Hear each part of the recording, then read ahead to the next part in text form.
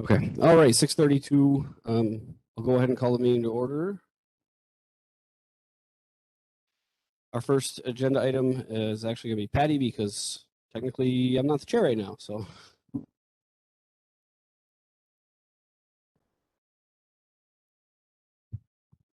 I nominate Andy Camage for chair. Oh, wait. This is Amy Manzelli. I'm not allowed to participate remotely at this time. Oh. Yep. You have to facilitate. So we have a board member that's requested to participate remotely. And in order for that to happen, a majority of the board needs to vote to allow that participation. So I would take a motion to allow Amy to participate remotely. So moved. I'll second it. All those in favor? Aye. Maybe you're back in. Okay, Amy, do you want to make that motion? Record, Amy abstained from that vote, but thank you for the vote, everybody. And now I nominate Andy Camage for chair. I'll second it. You accept the nomination? Yes, sure. Any other nominations or volunteers? Yeah, want to. Open to suggestions. Okay, all those in favor? Aye. All set, Sandy? Oh, that means I have to talk again. All right. So that's 1A. 1B is selection of new board members. So, excuse me, Amy, this is, let me know if you have any trouble hearing us. This is going to be a decent amount of talking. So I will do my best to be clear and somewhat slow, but if I get going too crazy, just throw something at me. Okay, so we had 4 applicants for the open position on the board. If I can get my brain straight, maybe we'll try to do this in alphabetical order. So when did I steal the mic? Can we get that one maybe over there?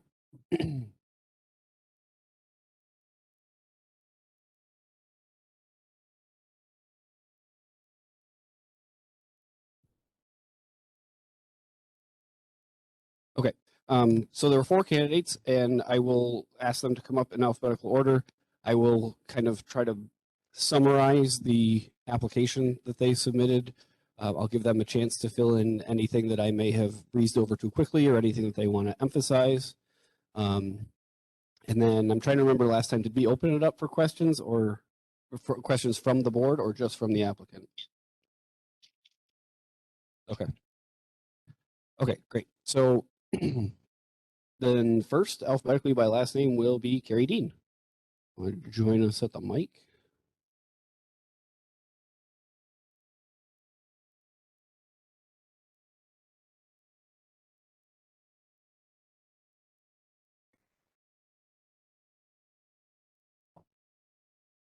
Found it. Okay, let me see if I can do this.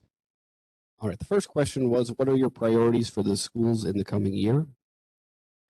Carrie said, providing our teachers and administrators with the tools needed to bring our students back from 2 years of pandemic learning, allowing our students and families a voice in the process of making decisions that will affect their lives, and a strategic plan or a vision where we see our school in 3 or 5 years.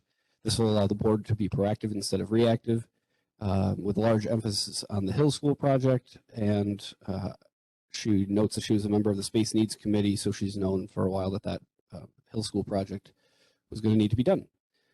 The second question is, what is your own family experience with public education? She said she's attended public school herself from K through graduation, and she has kids here in the Pembroke district. Her oldest daughter is in 11th grade, and one in first, and one in the middle.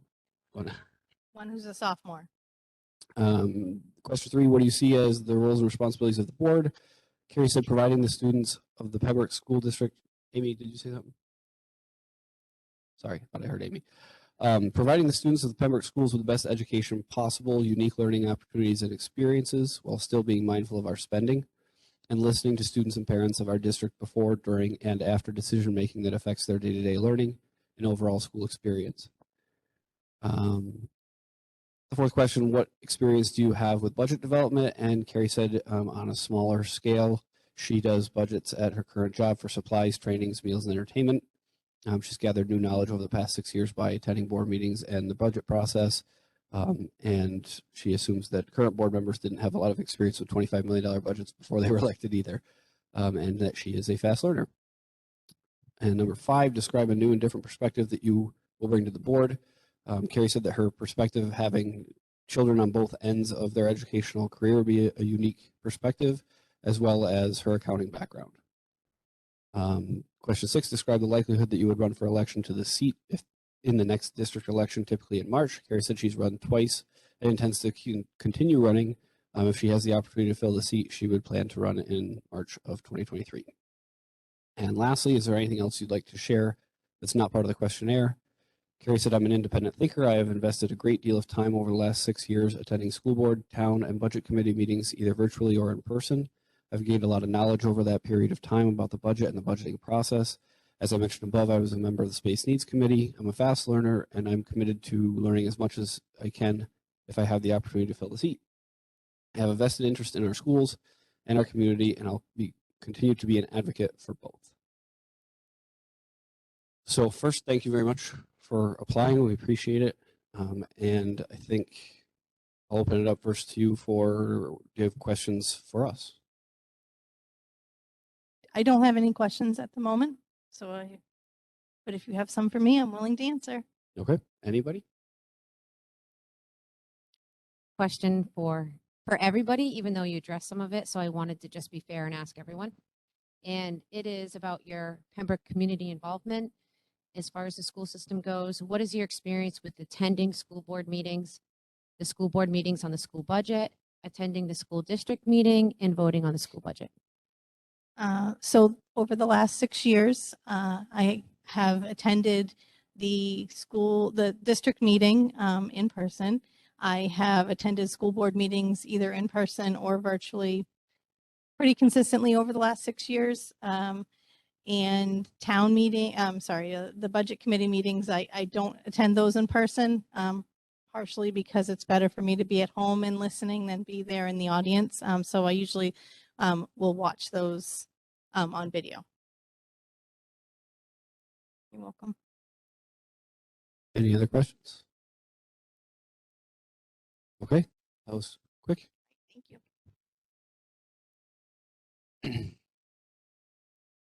So next then would be Stacy Driscoll.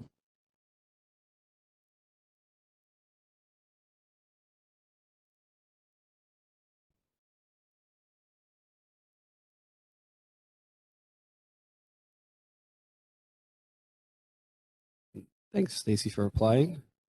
I'll try to buzz through this. So again, what are your priorities for the schools in the coming year?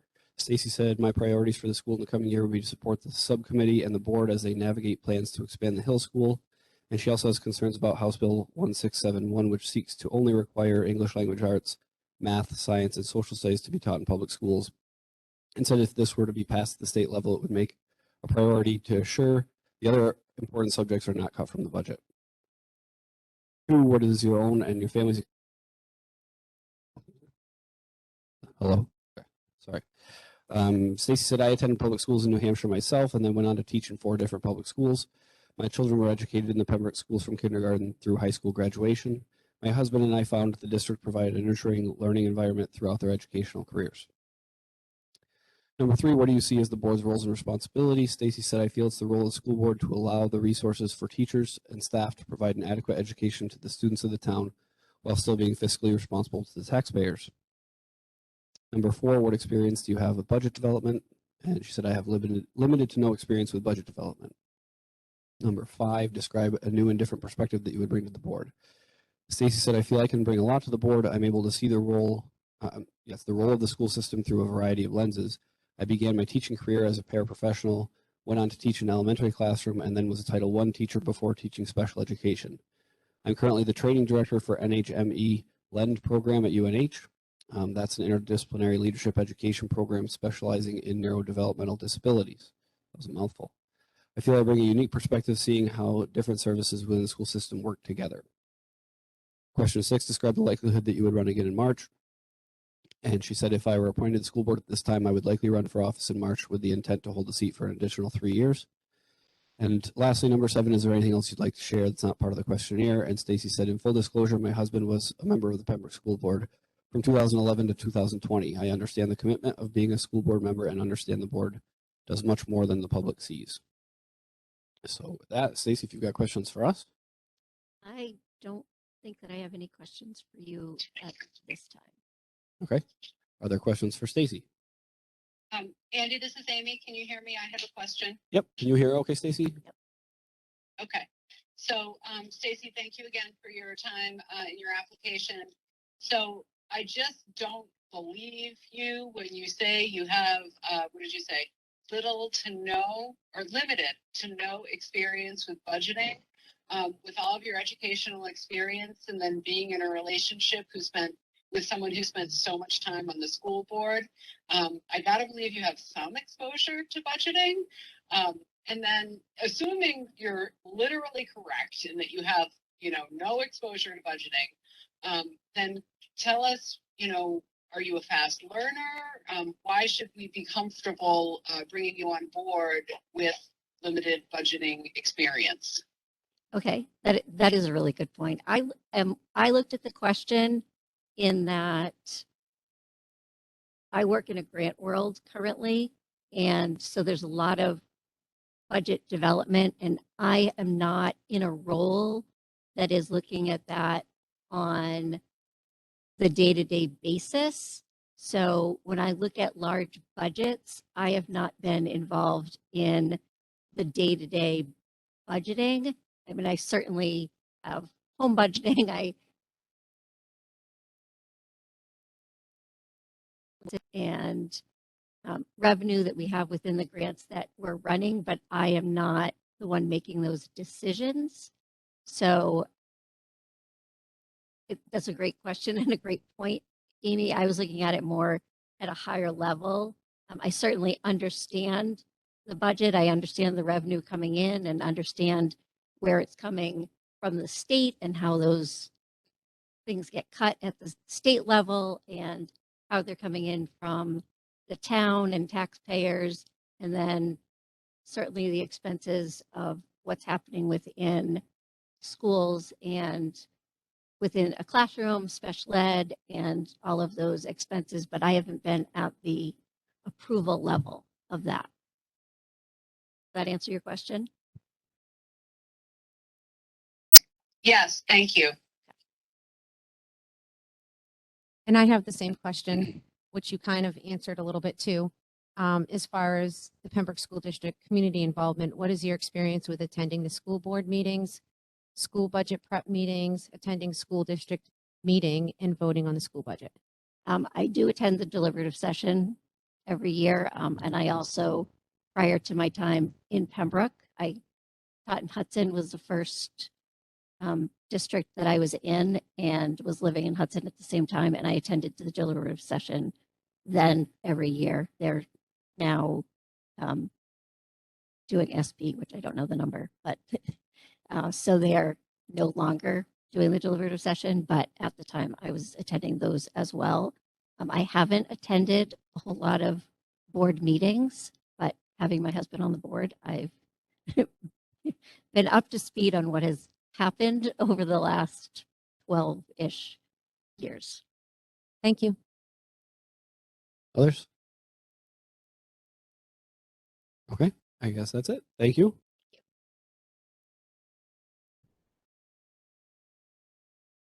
So next we have Sarah Smith.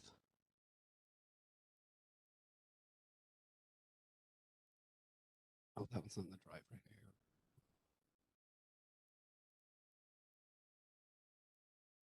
Did I miss it? Found it. Good evening. Hello there. Thank you for your application. I'll try to buzz through another one of these fun things. All right, Sarah, for the first question, what are your priorities for the schools in the coming year? Said, my main priority would be to assist the schools in recovering from the pandemic, especially any social, emotional issues. Children should be encouraged to process this experience in a positive way and celebrate their resilience. The coming year would also involve development of ideas for additions and improvements for the Hill School. When it comes to what is your own and family's experience with public education, Sarah said, I'm a product of public school education. I graduated from high school in Montgomery County, Maryland, when it was considered one of the top school districts in the state, or I'm sorry, in the U.S. Over the past 30 years of living in Pembroke, my stepchildren and child have attended Pembroke schools. 2 graduated from PA and 1 from a private school, so I do have a perspective on private schools. I'm a retired certified elementary special education and learning disability specialist. I taught for 20 years in public schools and 4 in a private school as a learning disability specialist. Part of my time was serving as a Title I teacher, so I have an understanding of that program. I'm widely trained in reading methodology. I also have a lot of training and experience with some math programs. My experience in special ed gave me many opportunities to meet with parents and discuss support for their child, including how to make accommodations for many issues. Question 3, what do you see as the board's roles and responsibilities? And Sarah said, I see the board as a group that interfaces between the professionals within the schools and the people of the community. We would pay particular attention to the budget, but also provide a general oversight of the operations. Negotiations having to do with personnel and outside work would also be reviewed. Question 4, what experience do you have with budget development? She says, I have been on the governance board of the New England Association of Quakers for the past 10 years. Part of our responsibilities were overseeing the budget preparation for that organization as well as other aspects of running the organization. This makes me familiar with developing personnel policies and procedures, including the budget committee policies and procedures. I was presiding over my local Quaker church during the fundraising, planning, and building of a new building, which included budgeting for $500,000 building. Item 5, describe a new and different perspective that you would bring to the board. Sarah said, having been employed in a different district and knowing those schools from the inside, I could see the running of Pembroke schools from a different perspective. Having experience in private schools also gives me a different perspective of the strengths and weaknesses of private education. And she also has experience with bringing the pluses of those private schools into the public schools and using those ideas to strengthen public schools. Question 6, describe the likelihood that you would run for election for the seat in March. This is something that I would be interested in. And lastly, is there anything else you'd like to tell us that's not part of the questionnaire? Sarah said, another interest I have is music education. I've been an orchestra musician for decades performing on the French horn. I've been very interested in the history of Native Americans in New Hampshire and New England and have been involved in learning more about this issue. Having developed a hearing impairment, I'm sensitive to disability issues and interested in making spaces more accessible to all. And lastly, before becoming a teacher, I worked with people with intellectual disabilities, integrating them into community and employment. So thanks again. We appreciate your application. And is there any questions that you have for us? Thank you. Thank you. I don't have any questions. Okay. Questions for Sarah? I have the same question regarding Pembroke School community involvement. What is your experience with attending school board meetings regarding the budget, attending the school district meeting, and voting on the school budget? Well, over the past about 30 years, I've been attending the district meetings regularly and looking at the budget, things from that perspective. I have not attended these meetings here, sorry to say, but I'm very interested in it. I would have to say that I thought that the school boards was handling things very well, and so I stepped out of attending the meetings, chose not to attend. But I'm very interested in it and this position, and have a lot of knowledge of the different people in the area, the different schools. When I mentioned work in private schools, I studied with Beth McClure, who's the director of Strong Foundations, and worked together with her for several years. So I have a lot of perspective on different areas and things that are done over the years. So working in a different district, I do understand how districts work and schools work. Thank you. Others? I'll ask Amy specifically if you have any questions, just in case, make sure that you're hearing me. Thanks, Andy. I really appreciate that. I am good, and I thank Sarah. Okay. So, awesome. That's it. Thank you very much. And we have one more. The application. Okay, and our last applicant is Amber White.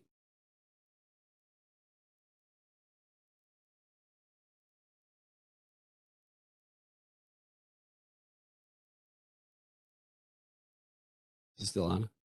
Is it still on? Yes. Yep, sounds good. Awesome. Thank you very much for your application. Yeah. Okay, I'll glad to only have to read one more of these. All right. Question number one, what are your priorities for the school in the upcoming year? Amber said, number one, advocating for the students and student choice. Number two, bring parent voices back to the school board. And number three, audit the school board, SAU budget, and SAU administration. Question number two, what is your own and family experience with public education? Amber said, I'm an ASHA certified speech language pathologist licensed in New Hampshire, Massachusetts, California, and Arizona. I've also been licensed in Texas, Indiana, and Idaho. I have experience managing SLPs across the country via teletherapy, including Arkansas, Alaska. Oh, that's one up. Well, I have not worked in SAU 53. I have had the opportunity to work in SAU 7 in the 2018-2019 school year. I've experienced firsthand how administration, school boards, and various state laws can impact the daily lives of students, teachers, and related service providers. Number three, what do you see as the board's roles and responsibilities? It's the school board's responsibility to be the voice of the students and residents of Pembroke. It's also the board's responsibility to oversee and establish the SAU budget, hire the superintendent, evaluate the superintendent annually, communicate with unions regarding collective bargaining, and communicate with the public. There are many more responsibilities of the boards that I did not list here. Question number four, what experience do you have with budget development? Amber said, I don't have any experience with large budgets, but I have no problem following and questioning where the money is actually going. Number five, describe a new and different perspective that you would bring to the board. My experience working in special education as an SLP, reading and writing IEPs, and managing related service providers has given me a very unique perspective. I've seen how frustrating it is for parents to not understand their students' education or their IEP. I've helped numerous parents understand and enforce their parental rights and procedural safeguards. There needs to be transparency from the school board, administration, and state in order for parents to make informed decisions regarding their children. Number six, describe the likelihood that you would run for election in March. Amber said, I will 100% run for the elected seat in March 23 if not appointed to the seat this year. And is there anything else you would like to share? There's nothing there. So I'll open it up to you for questions for us or anything else you'd like to share. I have no questions. Right? Anybody? Melanie, you can start. I'll ask my same question. Regarding the Pembroke School community involvement, what is your experience with attending school board meetings, the school board school budget meetings, and attending school district meeting to vote on the school budget? So my experience with the Pembroke School Board, as well as all the other boards that are involved with SAU 53, is limited, unfortunately, due to life and being a full-time speech therapist working across the country. However, my time has opened up significantly over the past 6 months, and so I am able to consistently attend the board meetings moving forward. Amy, any questions for Amber? Thanks, Andy. I'm all set, and thank you, Amber. Okay. Others? Okay. Quick and easy. Thank you very much. So now we have the awkward conversation while everybody stares at us. I think last time we each wrote down our top 2 or 3 and then shared. You want to go that route? Amy, is that good with you? Yes, Great. I think just to keep it simple, we should, and we have a much smaller pool of candidates. We have another great pool of candidates, but it's smaller. So I would recommend we each either choose 1 or 2 top candidates. I don't think we need to go 3. Okay. I'm good with 2. You guys good with 2? Yeah. I'm trying to remember because I sat on the other side. So did you guys go over why, or you just name them? So we do have some conversation, but I think kind of what we agreed to last time and we sort of adopted this time is that we will not discuss potential negatives for the people that we didn't select, but rather the positives of the people that we did select. Does that make sense? Yes. Again, this is Amy with an eye on the timing. I think what we should do is just go around the table amongst us board members and say our top 1 or 2 without commentary and see where we land. If Sure. it just so happens that we all have the same top one, or we all have a different top one, but we all have the same exact top two, you know, it really could be that we don't have to have that much discussion. Right. So I would recommend that we proceed that way. Why don't you go right ahead and start then? Okay. My Sorry? Yeah, looks like it is. Sorry, Amy, go Can ahead. you guys hear me sufficiently? I can. Yep. Can you guys hear? I'm getting nods. I think we're good. Okay, all right. My number one is Stacy Driscoll, and my number two is Sarah Smith. Okay. Melanie, you set? My number one is Stacy Driscoll, and my number two is Carrie Dean. Okay. Jean?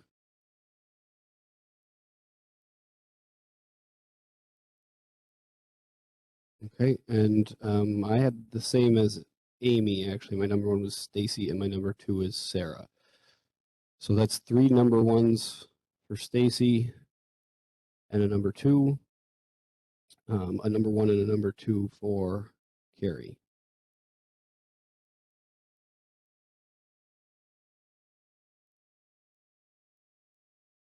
So I mean, those are fairly clear numbers. Is somebody comfortable making a motion? I'll make a motion. This is Amy. And I'm not sure what the verb is. I guess, is it nominate? I think or appoint. appoint. I move to appoint Stacy Driscoll to the Pembroke School Board. Okay. Is there a second? I'll second. All right. Is there discussion?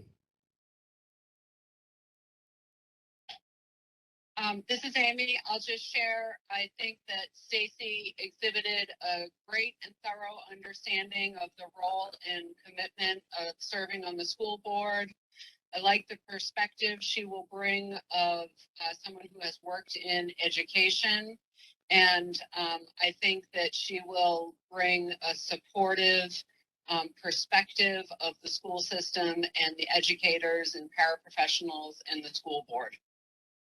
Thanks, Amy. I would echo much of that. I know it might not sound, I don't know, strict, but I can speak from experience that the spouse of a longtime school board member definitely gets kept in the loop, maybe more than they care to sometimes. There is venting that happens, and I feel very comfortable that Stacy has a very good handle on what's entailed and the amount of time that this can take up. So that made me comfortable with putting her as my first choice. Can I say something real quick? I agree with a lot of what you just said, and I am a little torn. However, the experience with the special education, and I have massive amount of respects for the LEN program and what it does to the disability community, and that is why I chose for number one. Okay. Any other comments? I'll just say, it was, for me, it was pretty much of a toss up. I mean, Stacy's got, a background. She understands, through Dan, what goes on here. I did choose Carrie number one. Carrie's been here years on end now at many, many of these school board meetings. So I think she has a pretty good perspective. So that's just the way I voted. Those two. Understood. Any other comments before we go ahead? Okay, we've got a motion and a second then. So all in favor of appointing Stacy Driscoll to the Pembroke School Board, please say aye. Aye. Aye. Opposed? Aye. Abstentions? All right. So you're all set. You can come up and join us. Actually, the rules changed. Yep. So we don't need the town moderator to swear you in anymore. So they picked me. I don't know why, but if we can take 5 minutes, we can take 2 minutes and I can you in and you can join all the way.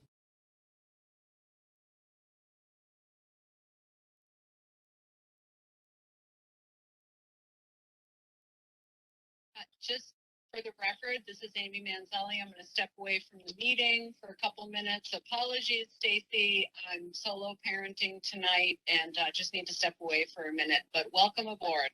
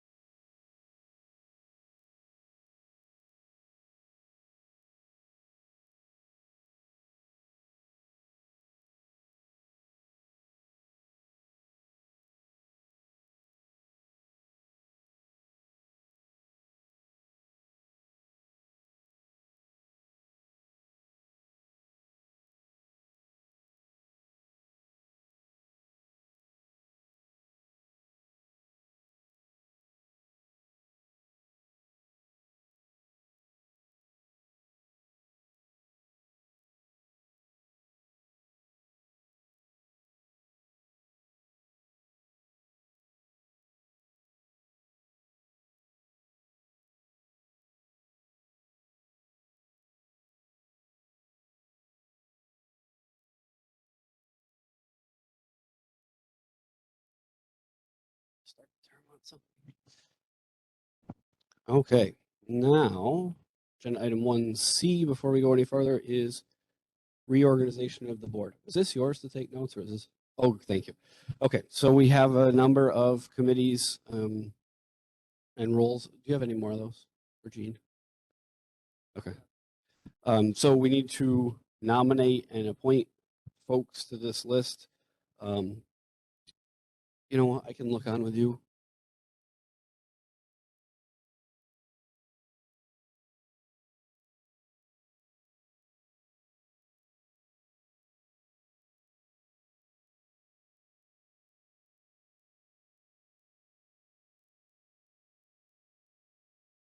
Oh, you got it on there.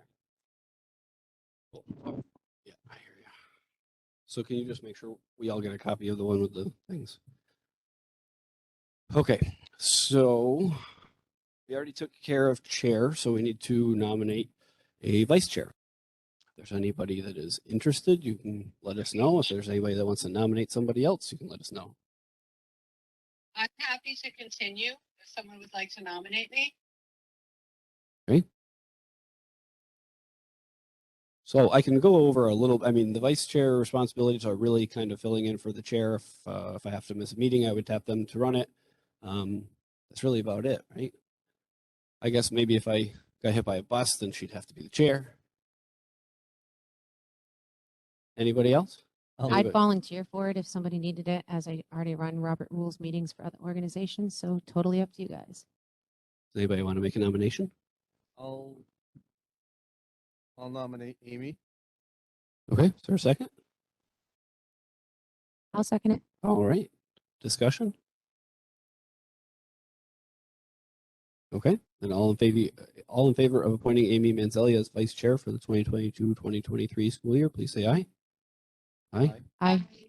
Any opposed? Okay, that's one down. Next is our representative to the Municipal Budget Committee. I've been doing that for the past 3 years. I would like to continue that work. You guys will have me. I nominate Andy for the NBC representative. I'll second. All right, discussion. Anybody else interested? It's very interesting.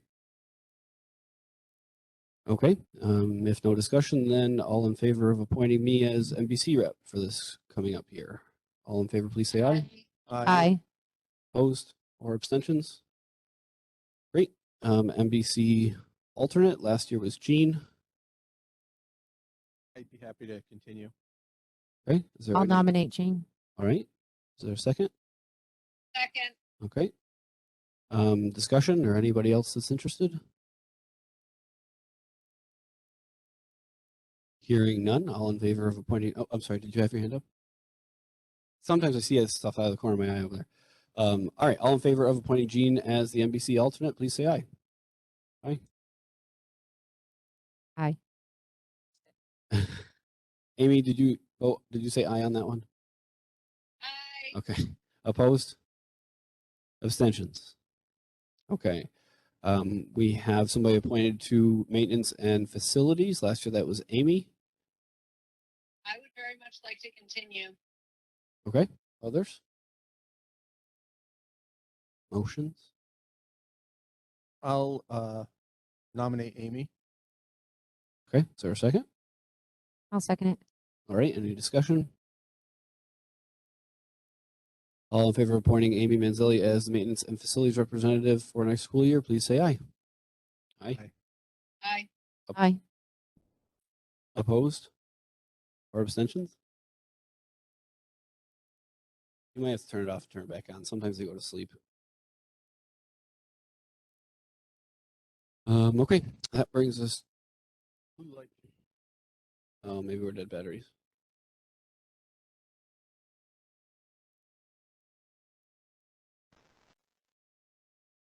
There we go. Good.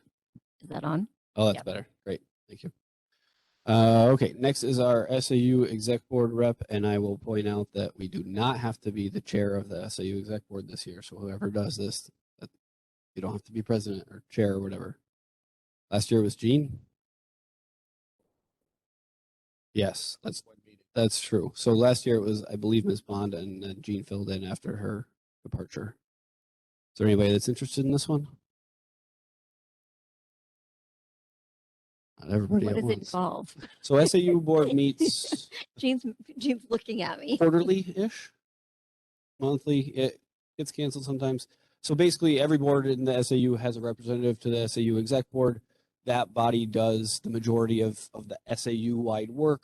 They're primarily the people that would talk about new contracts for Patty and Peter.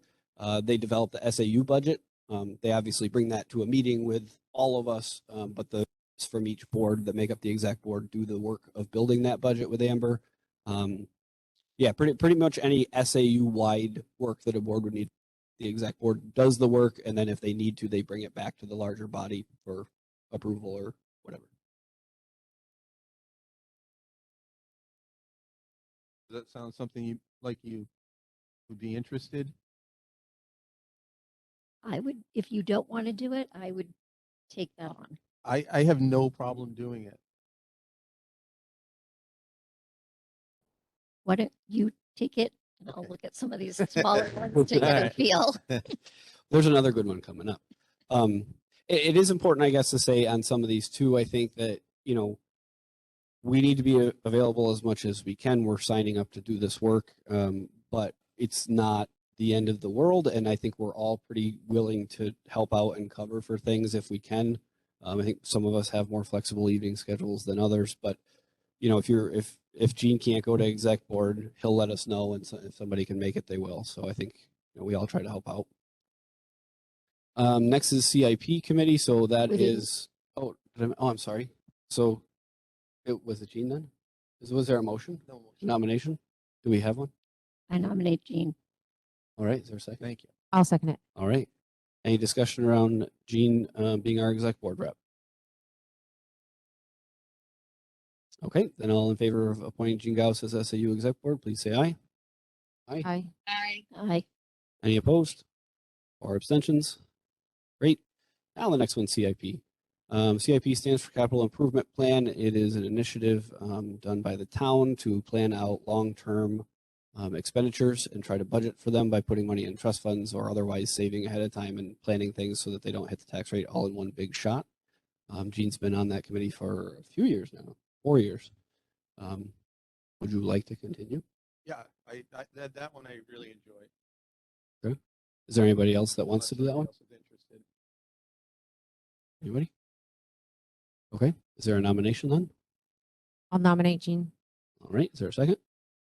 I second. Okay. Any discussion? All right. All in favor of appointing Gene Gauss as our CIP rep, please say aye. Aye. Aye.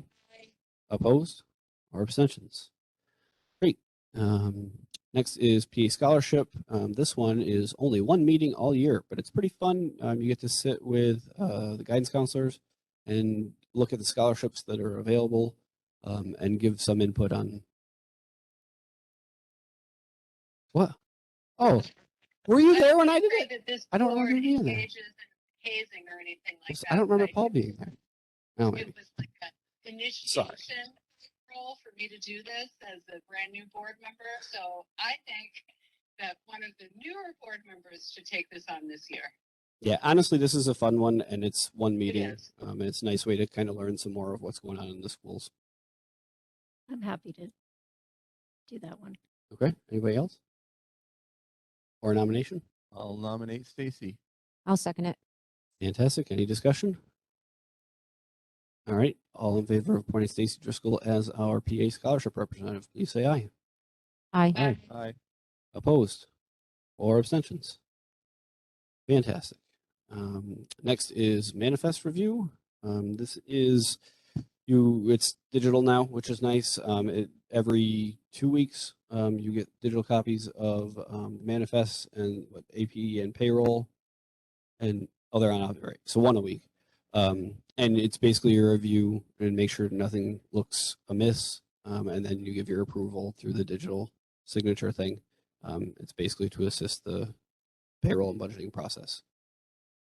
Now that it's digital, it is a very small time commitment because you don't have to worry about bringing the budget binder back.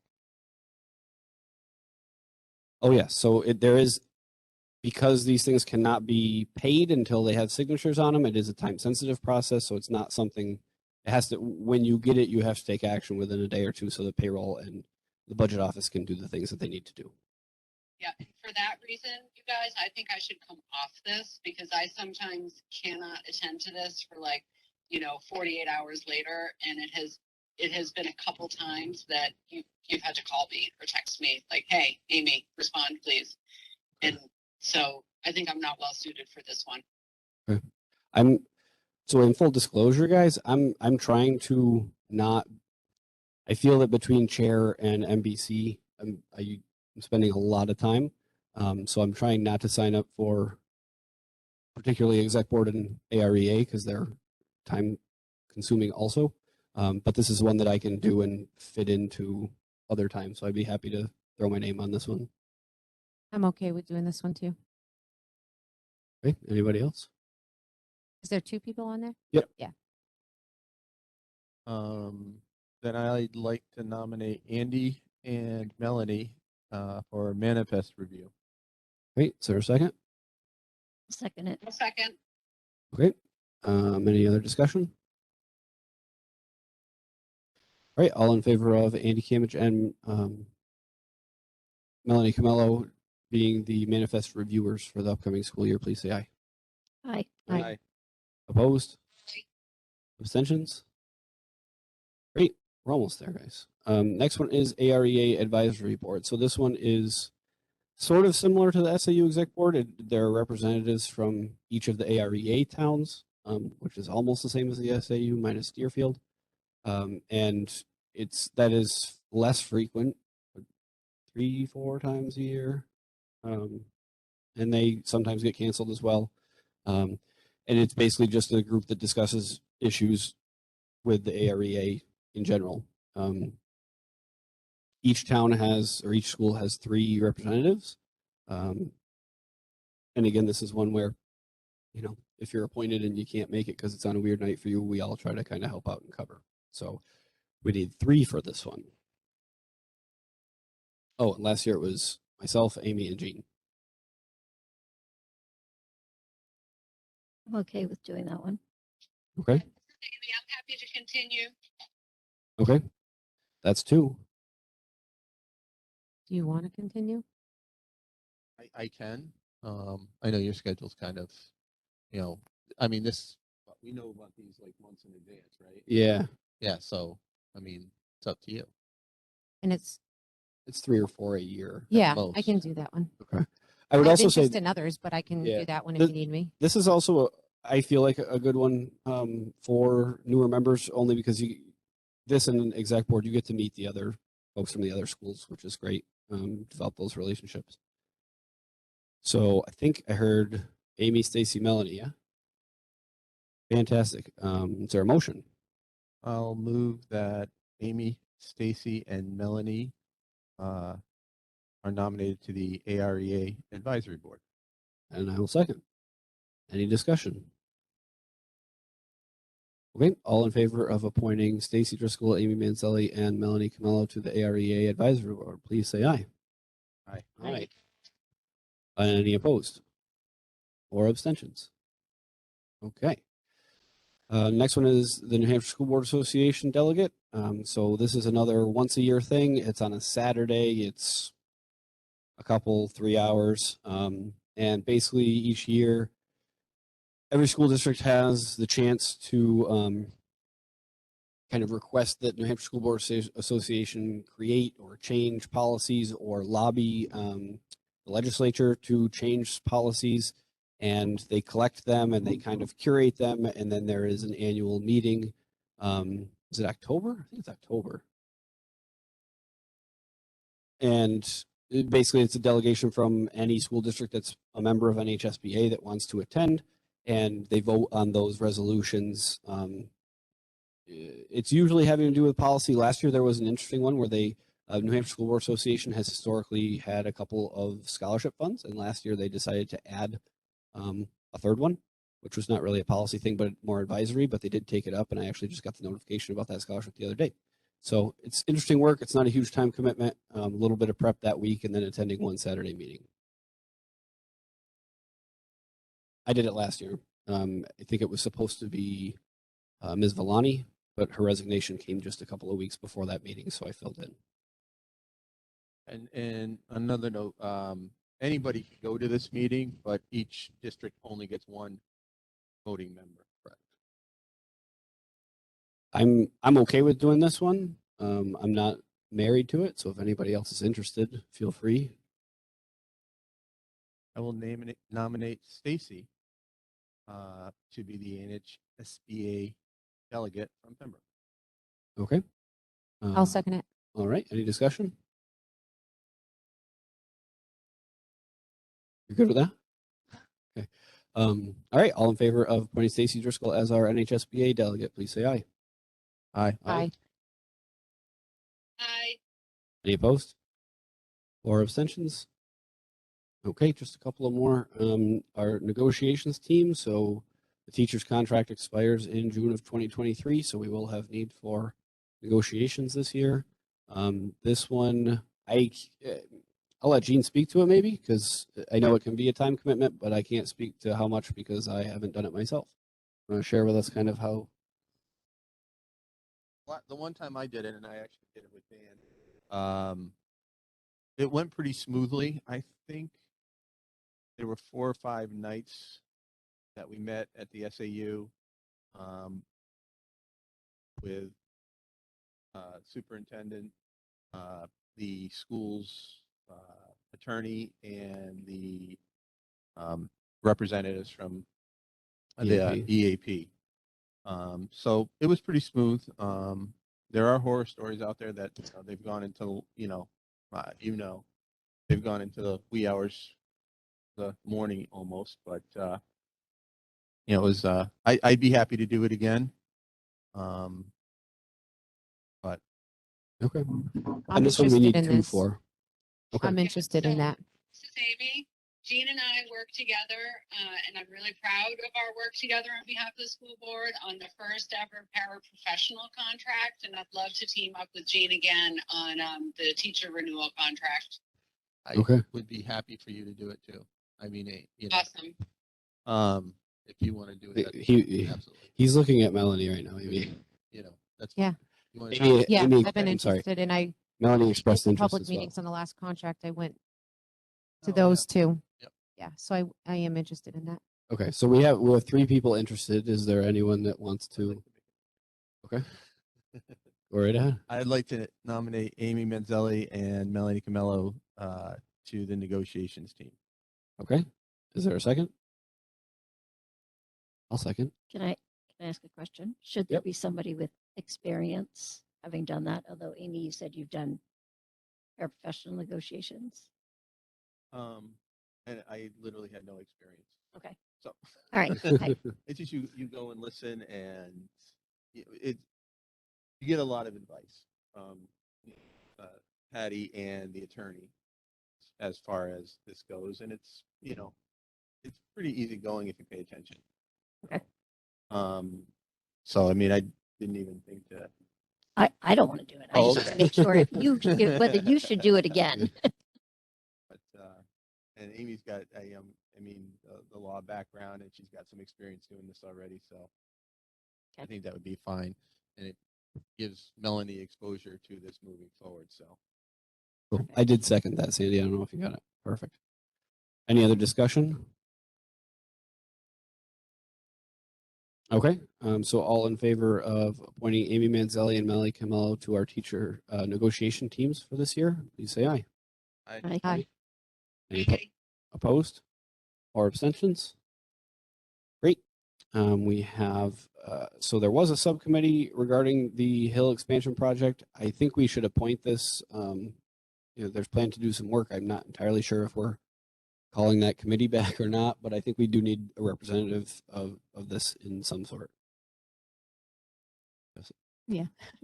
I just want to give the board a heads up that just going through this work with Deerfield, it is a time commitment. The designee from the board may or may not be the chair of that committee, but in preparation, if you're going to plan to put something on the warrant, and we're going to have to do an RFP for an architect and come up with a plan, it's going to be a significant number of meetings. So just be aware of that. Okay. So I was on this last year when it was not a significant number of meetings. So I have a vested interest in this, I guess, but I'm a little weary of the time commitment. So, I mean, I'd be happy to be kind of a primary backup if somebody wants to take this on, and if they have conflicts, I would fill in when I can. But I would not like to be the primary. We scheduled them before board meetings in Deerfield, Okay. so if that helps, I don't know if that's a possibility for the committee, but it did make it a little bit easier to have it on the same night.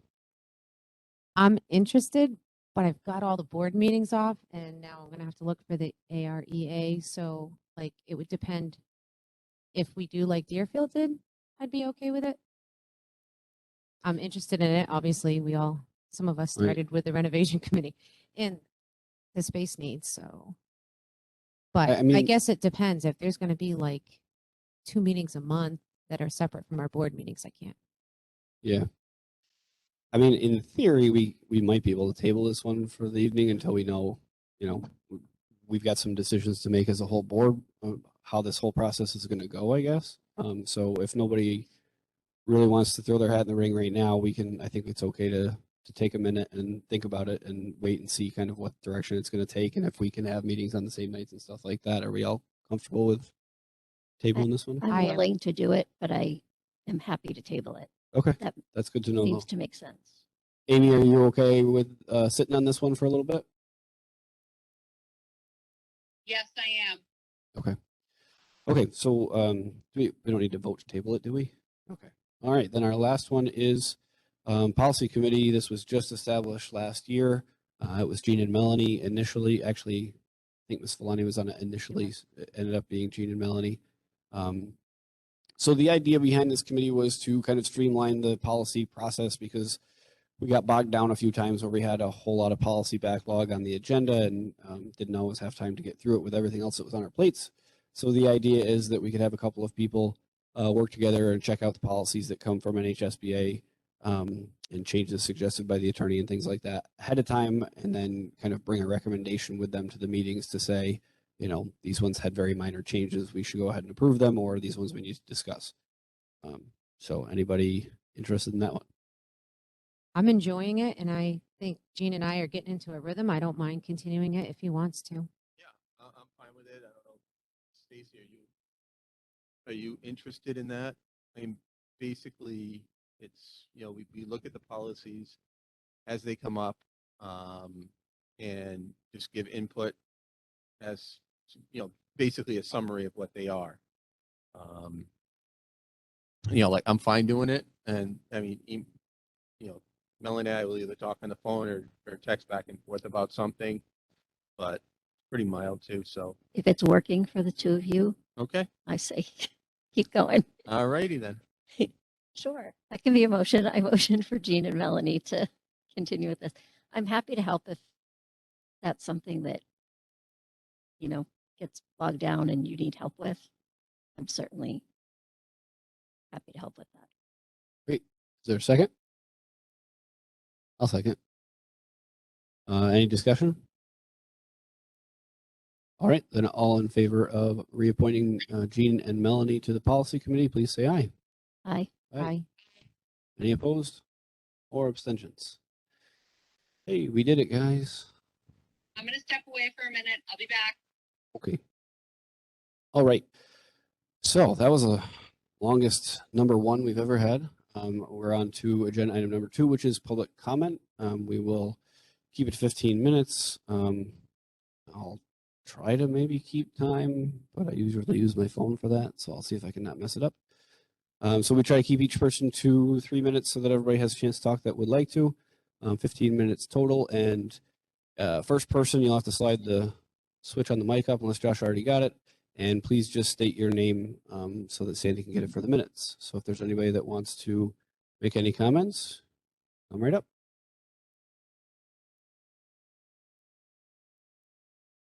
Hello?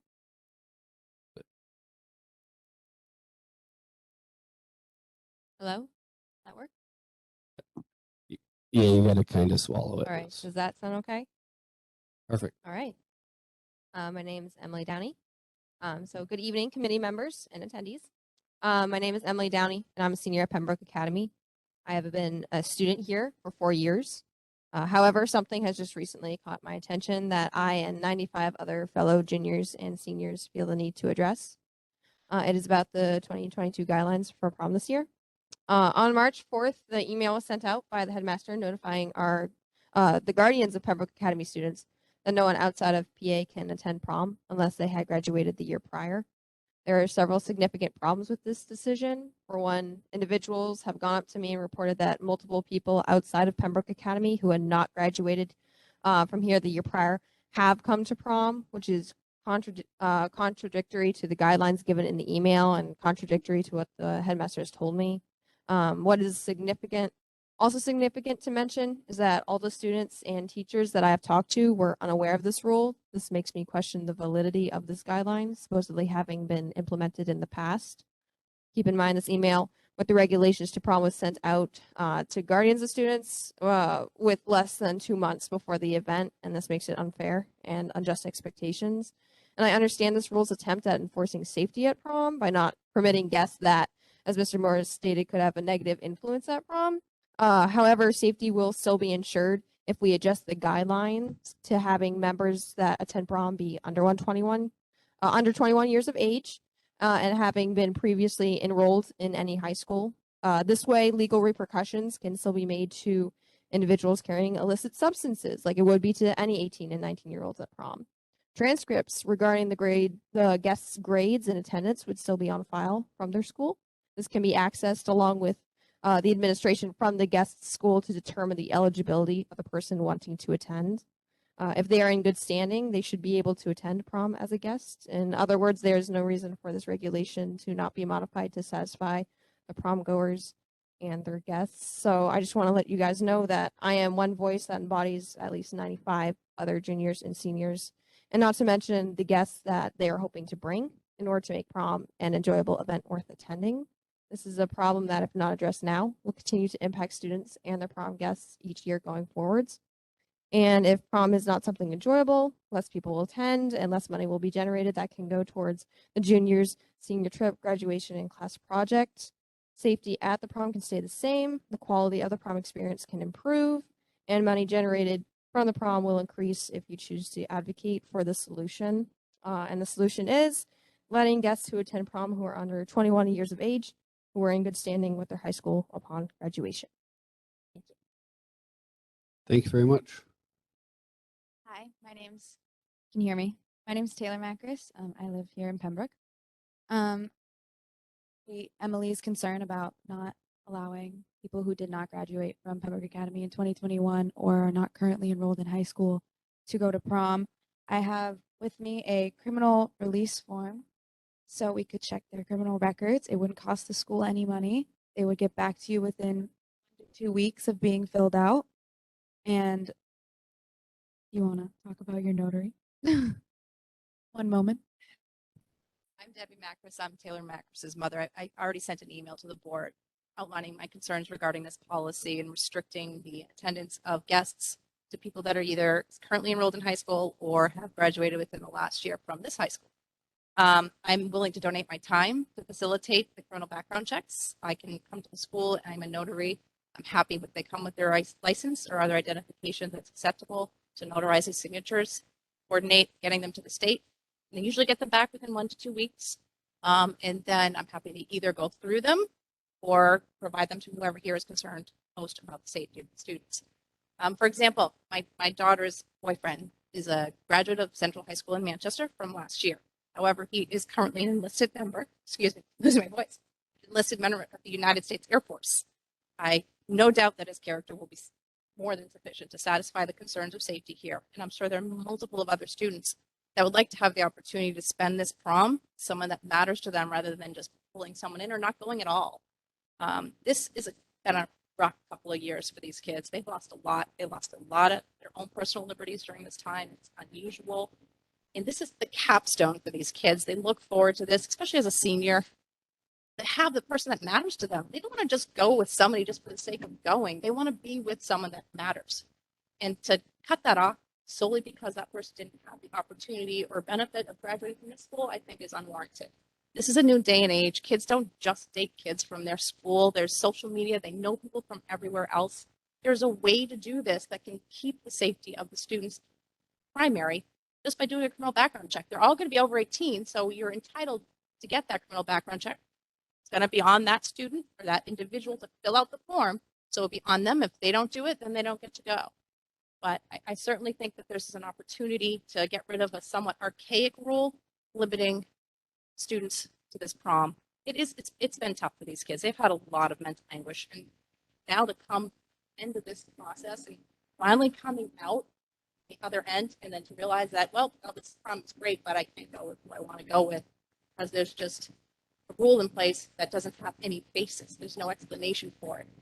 And all I can think of is it's a time constraint to do a safety background, but that's why I'd be willing to donate my time to make that easy. And again, there's no cost to the school. It'll be up to that individual to pay the $25, which is all it costs to get the criminal background check. As my mom mentioned, my boyfriend is a United States Air Force active duty member right now. So obviously I don't see him much, but he has already requested leave for the week of our prom because I was not expecting this rule to take such an effect on me. And I'm sure many of the others were not either. I'd never heard of this rule before, so it was a shock to me. And considering that it only came out 2 months before prom, I had already got my dress. It was, too late to kind of just change around everything and can't return those dresses. So I think if this rule was supposed to be in place, we should have had more warning at least, and that there should have been at least a given reason to the students with this concern and issue. I mean, it's my senior year and I don't want to miss out on it, especially considering all the COVID problems I've had because of the past 2 years. So I'd really appreciate if you guys considered changing this rule with the criminal background checks. Thank you. Thank you. Hello, my name is Janelle Gagnon and I live in Pembroke, and I am speaking on behalf of my twin sister because she could not be here tonight due to work. So she has the same problem that Taylor is having because her boyfriend graduated from John Stark and Ware, and as last year tickets sold out very quickly and she was not able to secure a ticket for him because he was still, or it was his senior year, so they unfortunately did not get to go to prom together last year. So by this rule this year, us students did not get the email, our parents got it, and I know my grandmother doesn't always check her email because she's not exactly on high tech. So, and I found out through the Pembroke Academy 2022 Facebook group that we have for prom dresses. And it was just really disappointing to hear through fellow students. And I am the one that started a petition who got 95 signatures because I am very against the rule. And yeah, just hope you guys will understand our concerns about it. Thank you. If you're considering this rule, would be to at least allow for the seniors to have an opportunity to have a guest from outside of the strict perimeters that are set in the policy handbook. I understand it's in the handbook. I don't know anybody that's ever read it cover to cover. And I have had 2 kids for her go through this school, and they went to prom, didn't know anything about that because it wasn't relevant to them. So it's something that when it becomes relevant, it's very important to you. And I can honestly say that it is extremely important to me as a parent, to my daughter, as a student here, and really to suddenly have this taken away from you, even though I understand it's in the policy book, it's just disconcerting. And it was really awful, honestly, to have that become an issue after everything these kids have been through. So I'm really hoping you'll take this into real consideration. Again, I'm happy to donate my time. I'm an attorney. I'm licensed in this state. I'm an officer of the court. I can go through those criminal records and, do whatever I can to help the process. We can allow these students to have the guests that they want to have that satisfy those criminal background checks. Thank you. Thank you very much. We'll give Dr. Morris a chance to talk a little bit about this after. We'll go through public comment and we'll get to it. I want to take just a quick minute and thank the 3 of you for coming. I think it's super important that when students have an issue, they come and speak on their own behalf and get involved. So I commend you for that. Thank you very much. We've still got a couple of minutes left. Is there anybody else out there that wants to make a comment tonight? Seeing none, we will move on. So I think, Dr. Morse, it's okay with you. Maybe we'll wait until the board reports time if you want to address that then.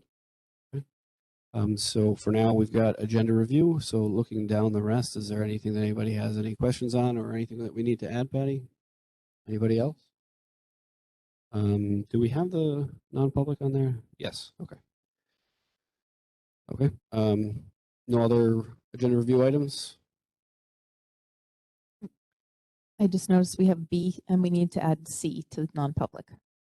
Oh, okay. Thank you. Okay, then we will move on to number 4, previous minutes.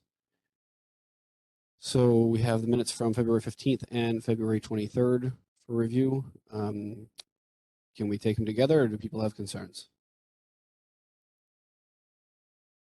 This is Amy. I have a question on the first set of minutes. That was the meeting where we had a lot of comments from the public throughout some of the time when the board was trying to do its business. And the minutes, as far as I can tell, don't reflect that. And I think it's more accurate portrayal of the meeting if the minutes somehow reflect that. I know there's a lot of technical difficulty with that because, in audio recording, a lot of that wasn't picked up. And I certainly don't think we need any sort of like verbatim record. I think just a sentence in the minutes that reflected, that throughout portions of the meeting, however Sandy wanted to word it, but I do think that we need something in there to accurately capture the meeting. Do you have a suggestion for language, Amy? Maybe just throughout on that section, let me get the minutes on my screen. Because it was the section about the masking discussion. So it would be starting at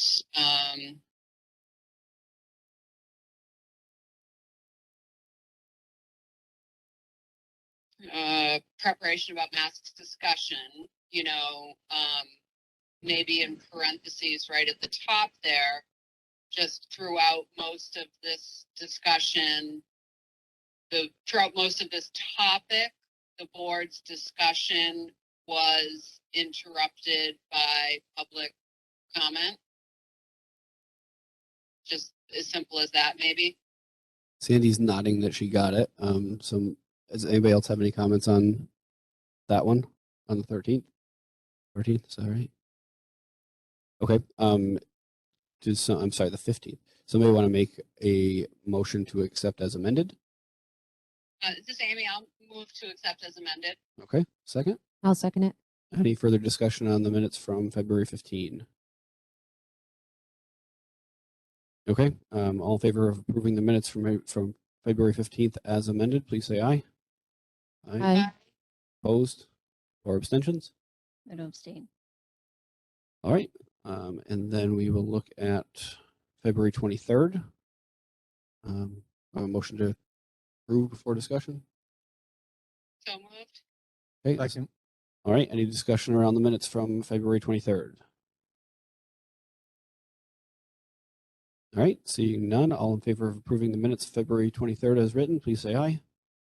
Aye. Opposed or abstentions? All right. Sorry, just let me get back to my agenda. Okay, so that brings us to agenda item number 5, which is our board reports. So we've got Mr. Casey with us today. So hear an update from the Student Senate.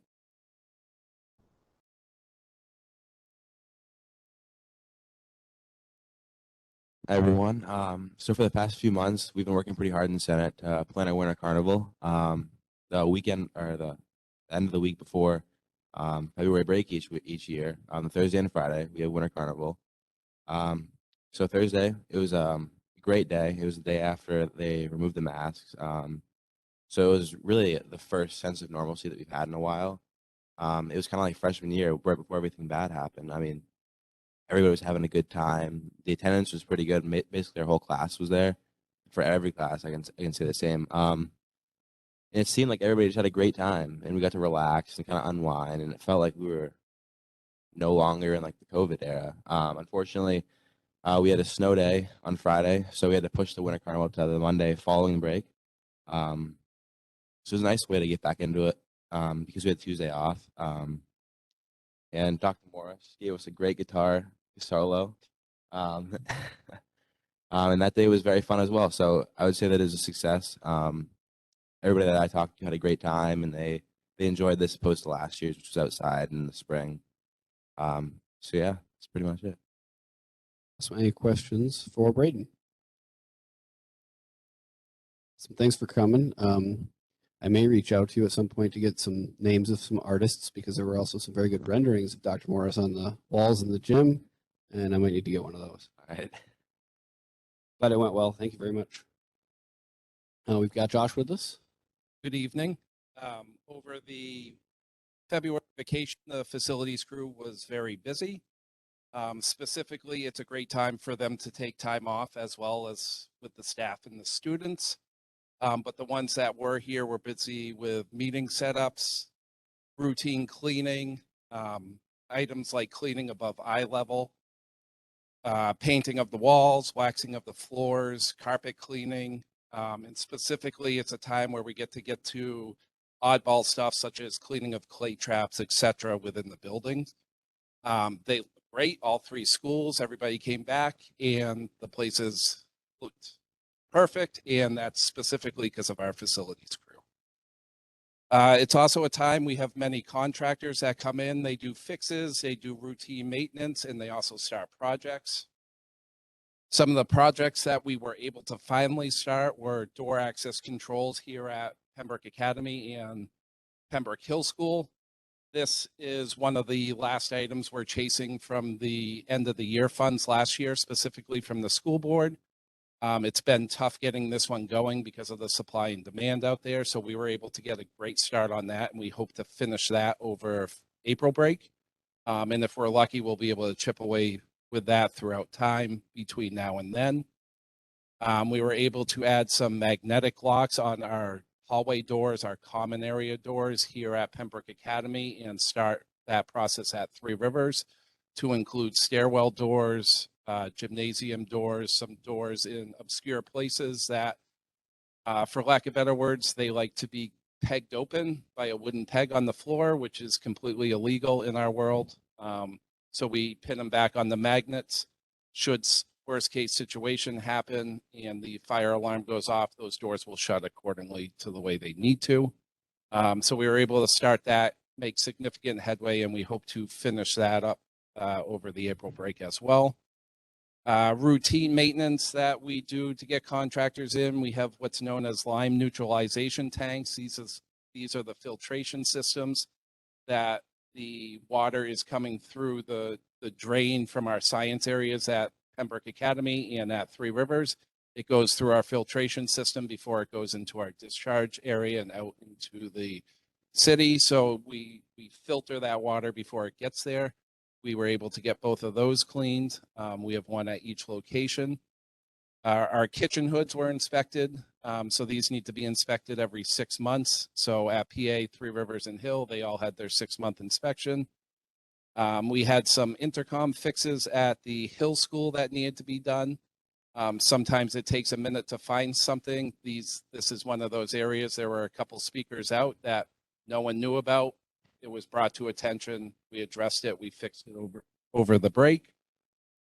We have multiple backflow preventers at Three Rivers and at Pembroke Academy. The Hill School, we don't have multiple, but at Three Rivers, we had one of these backflow preventers repaired. A backflow preventer is one of the means of getting water into the building. So this was down for a little bit of time. We were able to bypass that, use another until we could get the plumber in there to fix it. So now we're getting out of vacation on 3/8 voting day and teacher workshop day. We use that as a professional development day for our crew as well. We were able to get everybody together, which is like an act of Congress when you have 2 shifts and multiple different starting times between all of them. We were able to get them together. We did a ladder safety training and we did a PPE, personal protective equipment training with them. We did this online through our insurance carrier, Primex, and we ran it through their online trainings. And then lastly, another school board approved end of the year, show you the times we're kind of in and hopefully getting out of.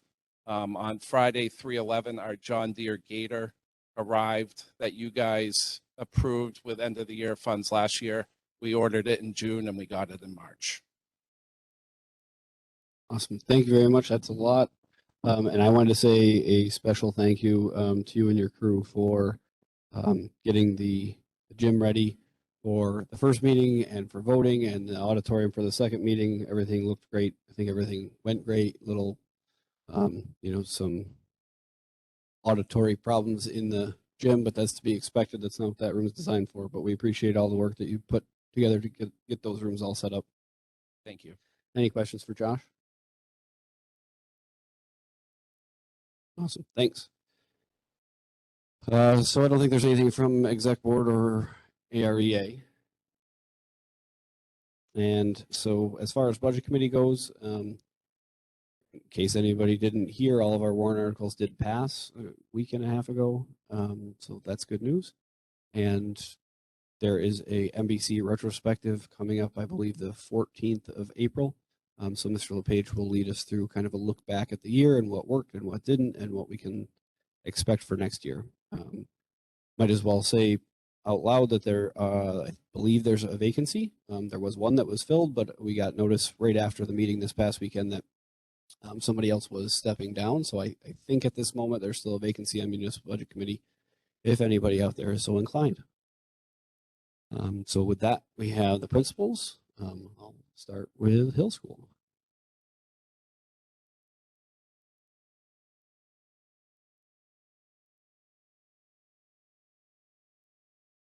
There we go. Okay. We have a lot going on. It's quite an exciting time. It's been great to see the kiddos without the masks. You get to know them on a whole different level when you get to see their faces. So that's been something that we've all enjoyed. We kind of, with things opening up a little bit, are really looking at how we're going to end the year and what we're going to be able to do that we haven't in the past year and a half. We're very excited. We're working on a kinder parent information night for new enrolling kindergartners, just to kind of get a jump start on that. So what information will be coming out Our unified arts teachers have come together and they want to do a spring arts night. So they will have a concert, an art display, and as well as have access to our outdoor classrooms and the trails. We're looking at doing it over 2 nights to split it up. One of the things that came out of doing our open house over 2 nights was, because you guys know parking is a big challenge for us, we couldn't imagine trying to do it with everybody all at once. So we're looking at splitting it up over 2 nights. Another thing that's been going on that's been really fun, Miss LaRose we have 4th grade doing band. So now we have little performances each morning. We get a 4th grader who will play over the announcements. That's always a fun thing in the morning to start our day off with. We are looking to shift now, kind of getting everybody is back to normal. So we'd like to shift everybody back to eating in the cafeteria together. And for us, that's definitely a big shift that we're working through. So next week that will start. It's a challenge for us because of the scheduling as far as unified arts. We have to be in and out very quickly. So we have to have a system and we have to get everyone in and out. One of the challenges that we faced this year is definitely the social emotional component to, students and staff and everything. And the DOE just came out with something that they've, through a grant, I believe, funded, something called the Regulated Classroom. We've had some staff attend that. They've come back really excited about it. It's one of the first times that we feel like we finally have a resource that we feel might be viable. So we have additional staff that are going to be attending that, myself and Ms. Lacasse, in the next couple weeks, really looking at continuing the social emotional component. It's not like just this year. We really need to do that work from, now on throughout the next year. So we'll continue to see if that's something that we can use. We have SAS testing coming up in May. And then we're doing some work with TRS right now, 4th grade transitions, looking at how we can get our 4th graders up there, as well as some meetings that are happening between Hill and TRS to support that. And that's kind of some of the things going on at Hill School. Yes, report cards we've ended trimester 2, and report cards will be coming out, I believe, next week. 2 weeks.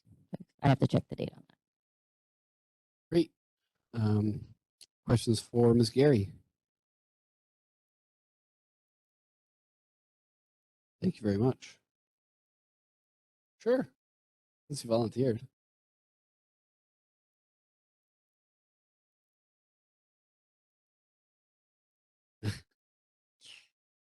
Life, I guess.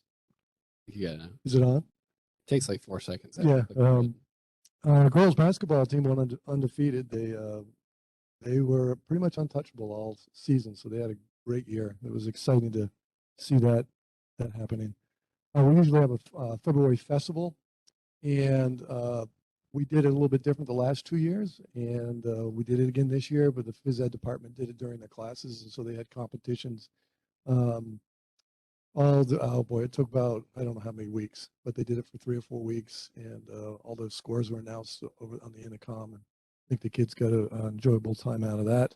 Our musical has started, and it's kind of exciting to see that unfold. We weren't able to do it like a lot of things the last couple of years, so we're doing High School Musical Junior. So we're stages slowly changing again, which is always exciting. We also are preparing for our SAS that's coming up. That's quite a process, as you know. One thing that's unique, I don't know if it's good or bad, but everybody tests in our building. So we get 5 through 8, and we have to come up with that schedule and put that going forward. 8th grade also got hit with NAEP, which is the National Report Card Assessment. And I can't remember how many students we had. It wasn't the whole grade, but they came to the building and they had that assessment for, I don't know how many kids. I'm losing about 40, 50 students had that. It's 51. I guess we know who did the list. 51 students out of 95. And then a lot of what we're doing now, it's hard to believe, but we are preparing for end of the school year activities. I mean, it's pretty amazing. We're starting to develop that calendar and trying to get it back to as many normal things as we possibly can. So that's exciting to go through that. And one of those will be a transition period for fourth graders coming up. But we'll have a concert, we'll have, all those things that we've all missed. So it's kind of exciting to start that process again. Great questions for Mr. Marston. Just got one question. Going back to the national report card Yeah. review or whatever. Yep. Can you maybe expand that? Is that like testing? Is it? Mm-hmm. They test reading and writing. Well, not so much writing, but reading and math. And there's a national report card that I get this letter every 2 years. Congratulations, you've been selected. And so there's quite a process that we go through, and they are randomly selected students. This is all done by a committee. They come in, they bring their own technologies, they sit down. We have 2 sessions, and it's 90 minutes, and they answer all the questions. It reminds me a lot like SAS. So they just have to do it on a tablet, and the students take the assessment, and away it goes. And then we become part of the nation's report card, part of the statistics. Is there a benefit to students? Well, we're getting into a debate about standardized testing. I understand the state and everything, but having an outside entity coming in to do that kind of and taking kids away from class time, instructional time. It's not an option. It's not an option. I asked. Yes, They say congratulations, but opining. not really. Yeah, that's good. It's been happening every 2 years, and they say it's random, but I feel like I get it every 2 years, and I have asked that question: do I have to? And we see the answer.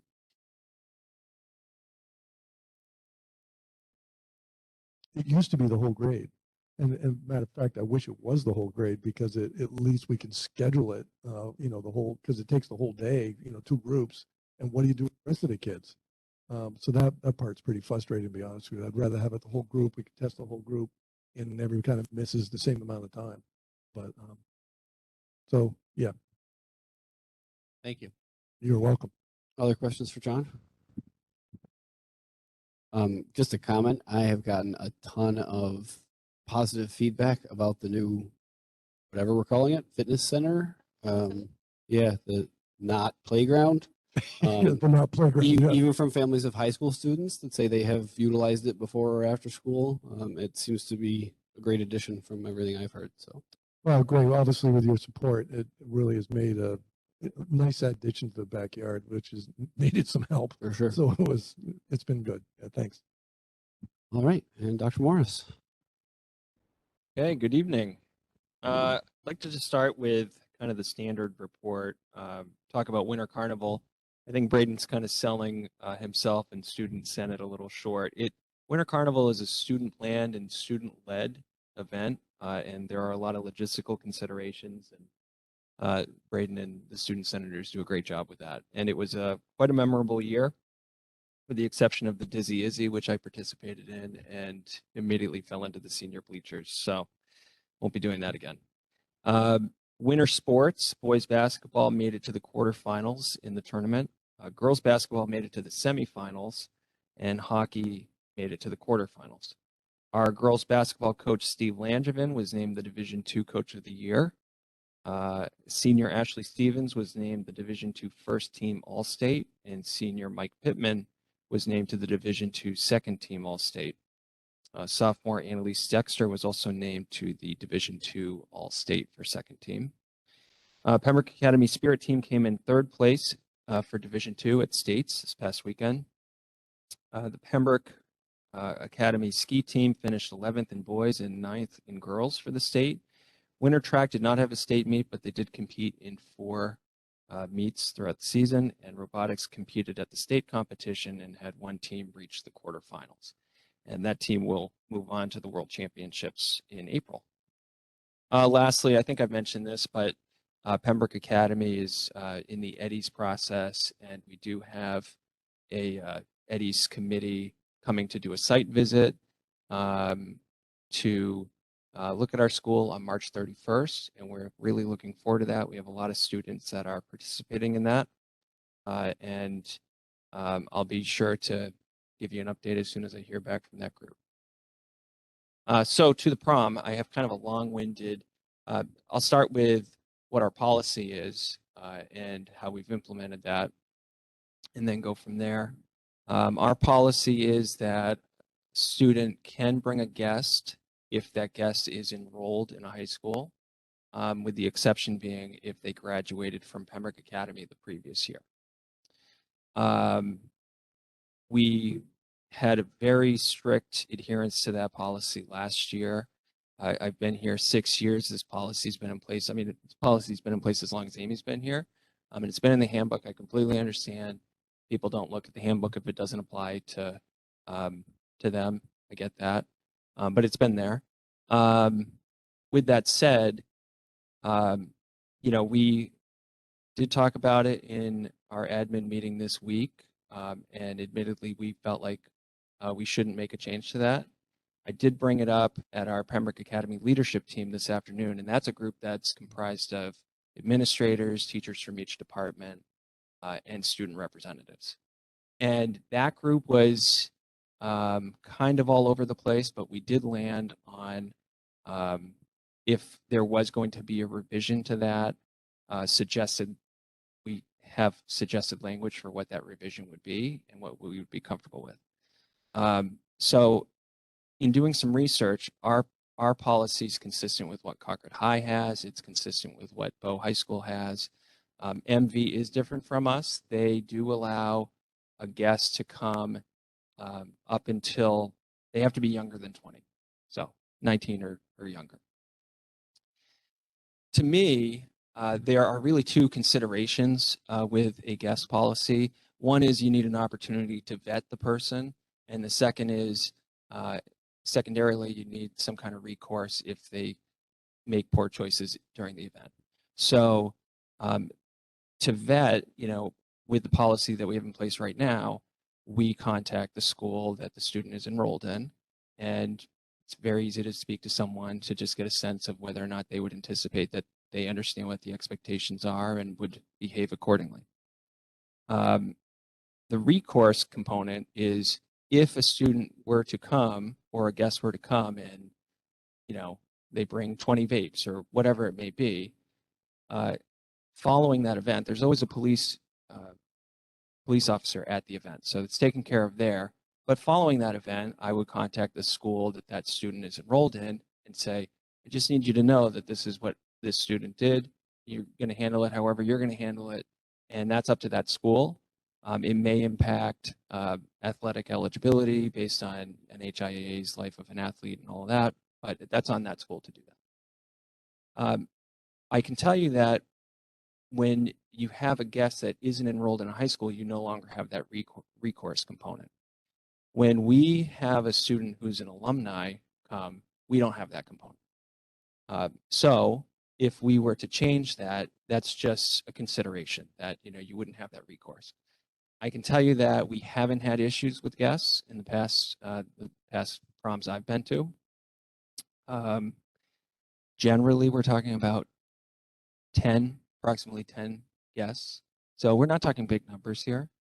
But those 10 guests are meaningful to the people that came. And I think the students did a great job tonight.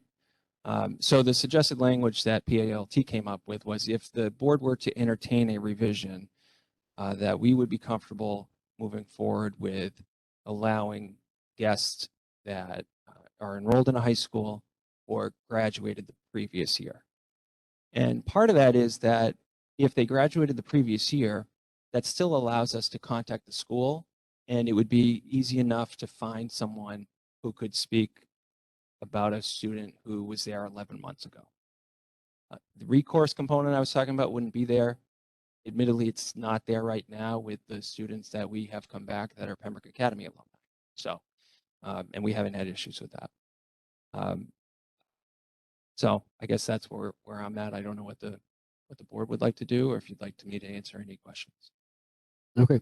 First, I guess, are there any questions about the board report piece of that? That was a long time ago. Okay. Does anybody want to comment on the prom situation? I've got thoughts, but I'll go last. No? Okay. Go ahead, Gene. I don't have any problem with a revision to that policy. You know, the world has gotten a lot bigger with the advent of social media. And also our area is kind of small. So it's not unheard of for, you know, a boy or a girl to be, you know, involved with someone from Lake Bow, or as was mentioned, where short distance away, you know. So again, if that's something that I'd be willing to entertain without a problem. Others? I don't have a problem with a revision to that policy either. What Dr. Morris makes sense. I especially don't have a problem with somebody who graduated last year and is an active member of our military, because the background that they go through, I feel like should be good enough for Pembroke Academy. So I'm in favor of taking a look at it if we decide to do that. All right. Anybody else? Uh-oh. We have a problem on the. Yeah. Thank you, Braden. Thank you. I have a question. Yeah. You said it in the past has been about 10 students. I know you can't just predict, but if you were to open it up, what do you see that Yeah. number doing?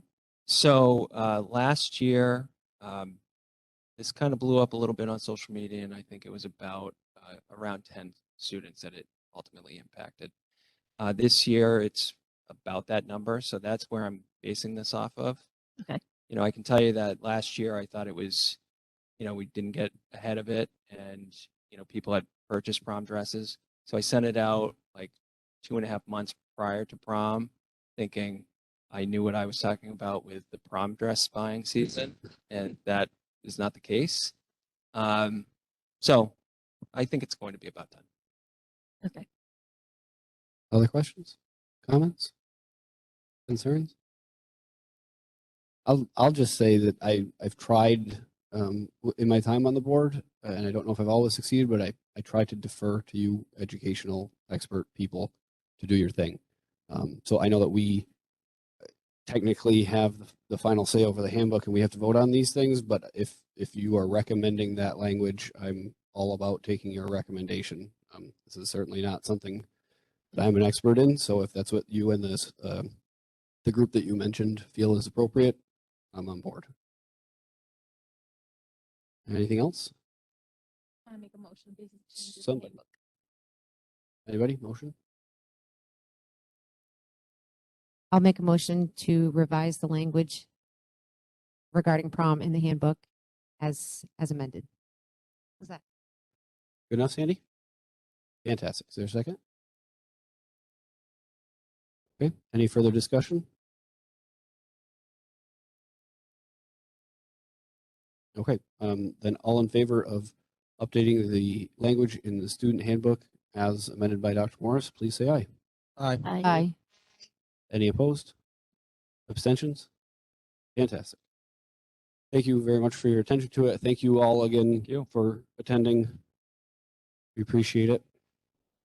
And that brings us to our next agenda item. So we actually have 3 for consent agenda tonight. I think they're in the drive. You have 2 of them are staff requests that if there's going to be conversation that would need to take place in non-public, if people are prepared to take action without that, that's fine as well. And then you have 1 request to start planning a trip with the students that you typically for international trips have wanted to give preliminary approval before the planning process goes forward. And Amy is planning to attend that trip. So if you have questions, she may be able to answer anything that wasn't answered in the initial request. Okay. Trying to think of a creative way to give Stacy a minute to read these. I know. That's what I was thinking too. Do we have to do non-public because she hasn't, like, I'm okay to vote, but she hasn't seen them. Are they both, are they time sensitive? Could they be done? Could either of them wait until next time or any of them? If they can't, we'll take care of them. I can have her look at them. Okay, great. I think maybe you want to just plan on taking those two to non-public, give her some time, and then we can talk about the trip now. Yeah. Amy, do you want to give us a brief on the trip? I didn't mean to put you on the spot. Well, that's okay because I am the extra person on this trip, so I know a little bit about it. Awesome. So pretty much the trip would take place next spring. It's a trip to Costa Rica. So Molly McCrum and Riley Sheehan would both be like the head people for it. Nicely, both of which speak Spanish and French, so we have extras. My French is there, but it's not super great. I'm not gonna lie. So pretty much we would be going the 22nd to the 29th of April 2023. And this is just so they can start looking into talking with the companies, doing all of that stuff, really working on the insurance part of it, which thankfully, since the COVID stuff all happened, these companies have been great about.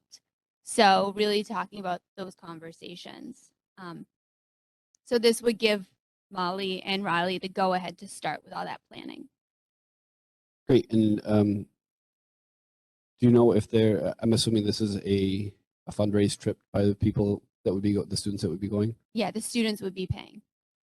And they would, usually we offer up the option to like do some fundraising and stuff around and to look for donations to kind of keep the costs down. And the earlier that we can get going on it, the more we can cut the costs for them because these companies tend to do a lot of extra deals, like hundreds of dollars off if you start like the June of the year before. Other questions? So as Ms. Parkinson mentioned, we do get these and they're sort of, I guess, fluid approval, if that's a way to say it. Our approval tonight is kind of just to tell them to go ahead and start investigating and getting their ducks in a row. If something happened, I'm not even going to say the P word, but if something happened and, I guess what I'm trying to say is this board will have another opportunity at a later date to review this. So this is kind of initial approval to get the ball rolling. So, Andy, this is Amy. I am full green light on this trip. I think this sort of enrichment for the kids is amazing and part of what sets, PA apart from some of the other schools in the state. My one point of concern is that trips like this can be costly. And I don't want to like micromanage how this is done. I just want to make sure that it is done, that special sensitivity is given to students that might not have the means to afford this trip, to make sure that provisions are made, that everybody can participate in this trip, and that students that, their family can't afford this are provided a means and a way to nevertheless participate anyway. understood. Thank you. Other questions or comments? Is there a motion to approve? I'd like to move to give preliminary approval to the Costa Rica trip from PA. All right. I'll second. Any other discussion? Okay. All in favor of preliminary approval for the Costa Rica trip for April break of 2023, please say aye. Aye. Aye. Aye. Any opposed or abstentions? Great. Thank you very much. And we'll take the other two consent agenda items into non-public.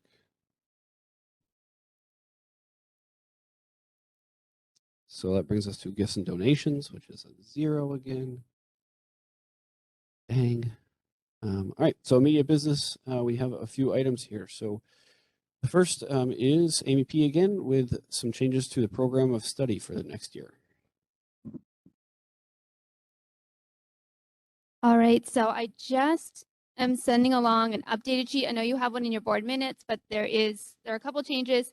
Amy, I did email them to you in case you want to look at them later, but I'll go over them. Before I get started, one of the things that I've always prided myself on in working at Pembroke Academy is our responsiveness to students and student interest.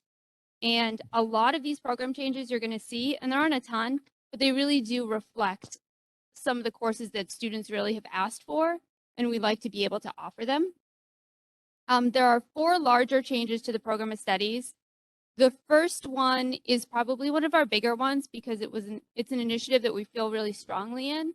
But the Innovation Academy team does want to put it on a pause for a year. Enrollment dropped this year. A lot of it had to do with students needing to make up credits because of COVID, just changes in some structure in the departments. We want to make sure that when we kind of kickstart it, because the poor thing had it started year 1 of COVID. So we want to make sure when it comes back with like really a big gravitas. So they're going to be spending a lot of time, myself, Chris Matika, the team, on revamping it to put it into play again in the next school year. Just kind of step back just a little bit. There are 6 kids currently enrolled in the program, and we really want to push it out to more. And I think that we're going to be able to do that by taking a little pause. The second thing that's added in has to do with the upcoming state of New Hampshire requirement for the civics citizenship test in order to graduate. The social studies department has been working on it. We figured out a way to put it into Alma so that we can track it easily. And I just wanted to make sure it was included in the handbook for this year so that it's not a surprise. The third thing has to do with the science department, primarily the 9th grade. So in the past, we've had energy as the 9th grade requirement. We are taking that class. It's a physical science requirement, and students are going to be given 3 options for half-year classes, and they will pick 2 of them. So it's a little bit more on our end for scheduling, but we think it's going to really pique the interest of the students a little bit more in that class. We're still going to offer energy workshop for students who need that extra support, and honors energy for students who want the honors pathway. And then the last one has to do with thanks to the town and the community and you guys supporting our budget proposal, the AP testing fee is taken out of next year's classes in the program of studies. So that was a big hit with some of the kids. It was really helpful this year. It really looks towards having an equitable education for all students. And although we do support students who need help with the AP testing, a lot of kids, especially at the high school level, don't want to ask for that help. So we were concerned there were kids falling through the cracks on that. So now we're going to do it. This year we have 45 students taking 10 courses and 61 tests total. So they're really using it. So it's going to be nice to see. So I divided up the rest of this packet just into kind of changes in course names and such. History of music is now going to be the impact of music. They're going to expand a little bit. Environmental science is going to be a semester-long elective instead of a year. We were having a couple things because the science department wanted to add a ton of electives. So you'll see them later on. Due to student interest, psychology has added a psychology 2. So they're really excited. When I mentioned it today, when I was talking to some juniors, they were like, ooh, is Miss Doyle teaching it again? Because I really want to take it. So I have a feeling it's going to fill up fast. New courses, there's going to be a new music technology class using all the different technology. Scott Thibodeau's been working on it this year. It sounds like it's going to be a great class. English, we're going to have a new course that's divided into classic and modern literature for students who are interested in more English classes, but also students who may need to make up some credits at some point. We don't have a lot of 2.5 credit classes in English, and that's really going to help us on that. The big 9th grade science change. So energy to choose 2 of 3. So physical science, earth science, or chemical science. And then we have a bunch of those new electives for science. So all of them, not all of them, some of them are 5 credits, some are 2.5. So geophysical science, a marine science class, a science literacy class, pre-engineering, which is kind of taking our robotics classes and putting it more into an actual, the field of whatever they are going to be doing as opposed to just the bits and pieces of robotics. An AP environmental science. The past few years, we've had kids taking that on VLAX, and we'd like to offer it as a class. And then the psychology 1 and 2, they just get new names. Remove classes. So pause on Innovation Academy just for the year. Literacy seminar, our English department doesn't feel that they need it next year. We'll hold it in place in case we need to bring it back. It's a support literacy class, but for next year, we feel like we're going to be good. Exercise education, that department would like to pull back on that and offer some more classes, some more sections of some of their other classes. Right now, it's generally used for students who are repeating fitness fundamentals. And then the courses that are just taken out were those robotics classes, but they're just substituted with pre-engineering.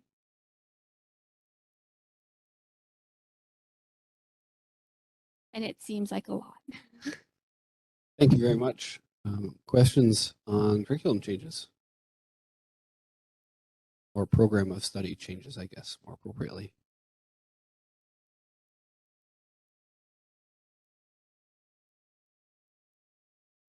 I mean, there's a bunch of these that I want to take. I know. I really want to take the marine science class. Okay, Dr. Morris will be in the music technology class. I'll set up an audited section for him. Great. No questions, comments? Is this something that we need approval on? Alrighty then. Anybody? I'll make a motion to approve the notable changes 2022-2023 program of studies. Is there a second? Great. Another chance for discussion?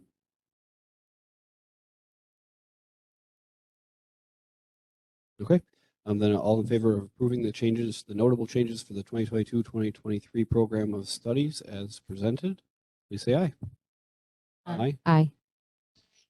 Opposed? And abstentions. Great. Thank you. Thank you. Yeah, thanks for coming. Agenda. Okay, 8B, a schedule change at TRS.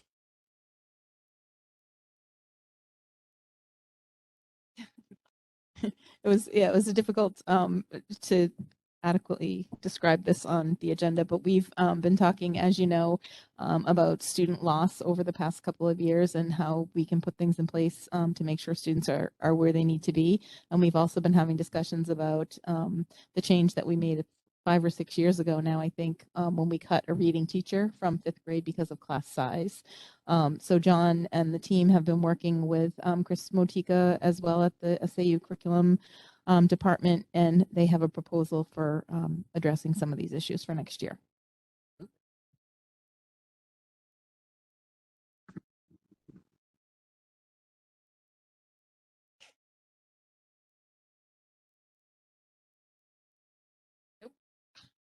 Got a big mouth, so I can. As Patty said a number of years ago, we've been through this before. We've cut a reading teacher, then we brought one back, then we cut one again. So the rest of the building, 6th, 7th, and 8th grade, has a reading and a writing teacher. 5th grade does not. And so when we start looking at all of it, I've mentioned to you all the STAR assessment we've done, and we continue to do. We really see a need that we're not able to meet. So working with the 5th grade team and Chris Matika, as Patty said, we believe that we have a retirement. Our social studies teacher is retiring, so we have an opening. And we believe that we should have a 4/5 reading teacher and a 1/5 social studies teacher. So what that would mean was all the teachers would teach their subject area for 4 blocks, which they are currently doing. And then everybody would teach social studies for 1 block. I would freeze that 1 block. And so they would have a social studies block for the day. Effectively, what that does is it maintains our social studies amount of hours, but it doubles our reading and writing amount of hours. So it goes from 45 minutes a day to 90 minutes a day, what the rest of the building is doing. I didn't bring all the scores because your head would spin. But you would see a desperate need in supporting and reading and writing. And and as what Patty said, whether it's learning loss or whatever it is, we just know it's there. So this would give us an opportunity to really make an impact on these kids for reading and writing. And I think it's essential at this point. The reason we can do that in 5th grade, we have certifications are elementary certifications. So anybody that is a K through 8 elementary or whatever happens to be elementary certification are eligible to teach basically any subject in the school. So the teachers would take each competency in social studies and become an expert at that, and they would rotate the students through each teacher for the social studies block. Other than that, we would teach reading, writing, science, and math, and then that one block of social studies for the whole grade. I will be honest with you, I had to take a little breath when we first talked about it, but the more I dug into it, the more we talked about it, the more it made sense to me.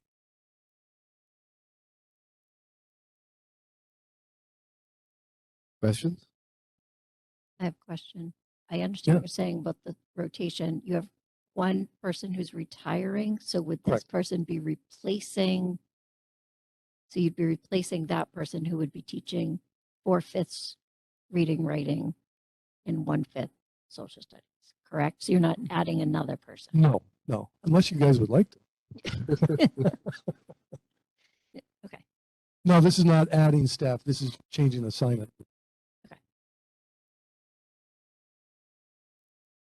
Good question. Okay, others?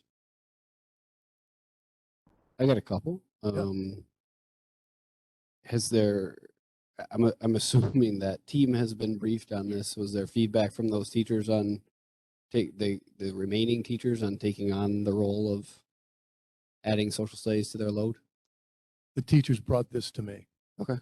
This was Excellent. their idea, and they're very passionate about it. Good. My other question was, and I know you can't see the future, so I won't hold you to it. Do you foresee this being the plan long term, or would you think in a couple, 3 years, hopefully that learning loss is kind of balanced out and we shift back to one person doing social studies, or kind of somewhere in the middle, wait and see what works well? Well, like I said, the rest of the buildings has not this model, but they have a reading and a writing teacher and a social studies teacher. And I think that's the model that we've done since I've been there, which is a few years now. I think I'd like to get that 5th grade back to that model. Gotcha. Okay. Any other questions? I just have a comment. It sounds like very out of the box thinking, and I like what I'm hearing of trying to work that through. Yeah, thank you. Agreed. Is this something that we need to approve? It's kind of. I mean, it has a curriculum impact, but they are certified to teach. So I think just consensus that nobody's speaking out like what you're thinking. Right. So I'll ask one more time, questions or concerns? And silence is a blessing at this point. Okay. I appreciate the information. Let's see. Next, we've got 8C, which is the transportation contract extension. Question about this one. So our contract with Dale has come to an end of 5 years, and because of all the transportation difficulties that have been occurring across the nation and the lack of bids that we've been receiving, we did reach out. Our contract allows for a 1-year extension, so we did reach out to Dale and ask if they would send something along and if that's something they would be interested in, so that we could hopefully approach this in not a crisis mode that we've all been in with transportation. So what they sent along represents a 4.5% increase. We changed from 8 buses to 6, if you remember that in the budget. And our budgeted amount was $384,723. And their proposal came in at $372,257.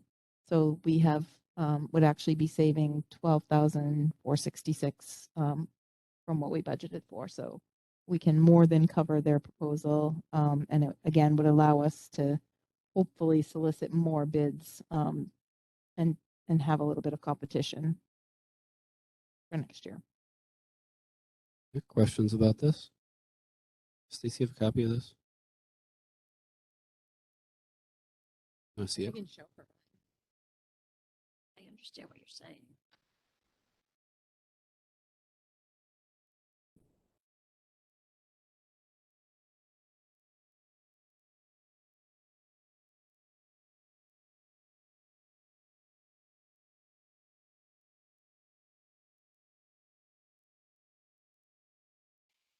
Any questions? I just have a question. Yep. They felt confident with this 1-year contract that we could stick with the buses that we had without impacting like the start times and stuff like we had at Hill and stuff at the beginning of the year. Yeah, we Okay. our bus coordinator, Pembroke has a bus coordinator from Dale, and administration, or K8 anyway, talked with Ms. Bowden quite a bit when we had to change the routes because of COVID. It became apparent that we could do it in 6 buses with the population that we have now. So they were feeling confident that that would work. So was 6 buses the average that we had last year? I know I think we were down to 4 at one point, right? Yeah, we were in crisis mode there for a while. But when we got to 6, we managed to get everyone here. Okay. The original question I had, but I guess I just didn't read closely enough. I was assuming that this would show a decrease because we were going down in buses, but we're not really going down in buses from last year. We're going down in buses from what last year's contract was, which was 8. So if we were back to 8, this would be significantly higher. They compared. 6 They to did that work 6. for us. Right. Yeah, Gotcha. they told us what 6 buses would have cost, even though we had 8. Okay. So, and it's 4.5%, you said? Mhm. Okay. Any other questions around this? You need a motion? Yes, please. Anybody?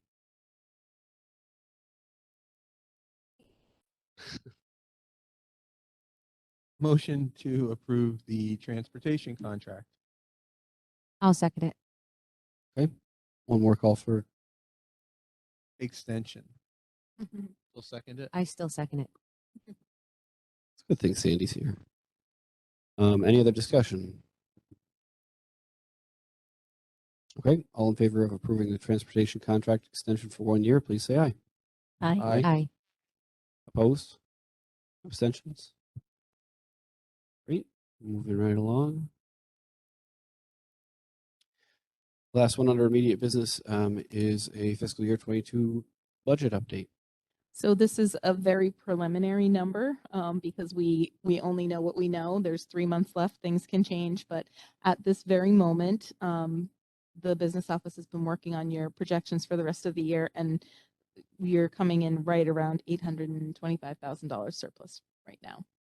Again, that number will change, but that's where it's at today. Thank you. Andy, this is Amy. I had a question about that. Sure. So, Patty, don't laugh or have a heart attack. People have asked me, and I haven't really had a good question. Like, what? You don't get a profit and loss report for every school board meeting? And I know that the factual answer is like, no, we don't. But is there some sort of financial reporting that we could get for each board meeting without causing there to be, hours and hours of extra work?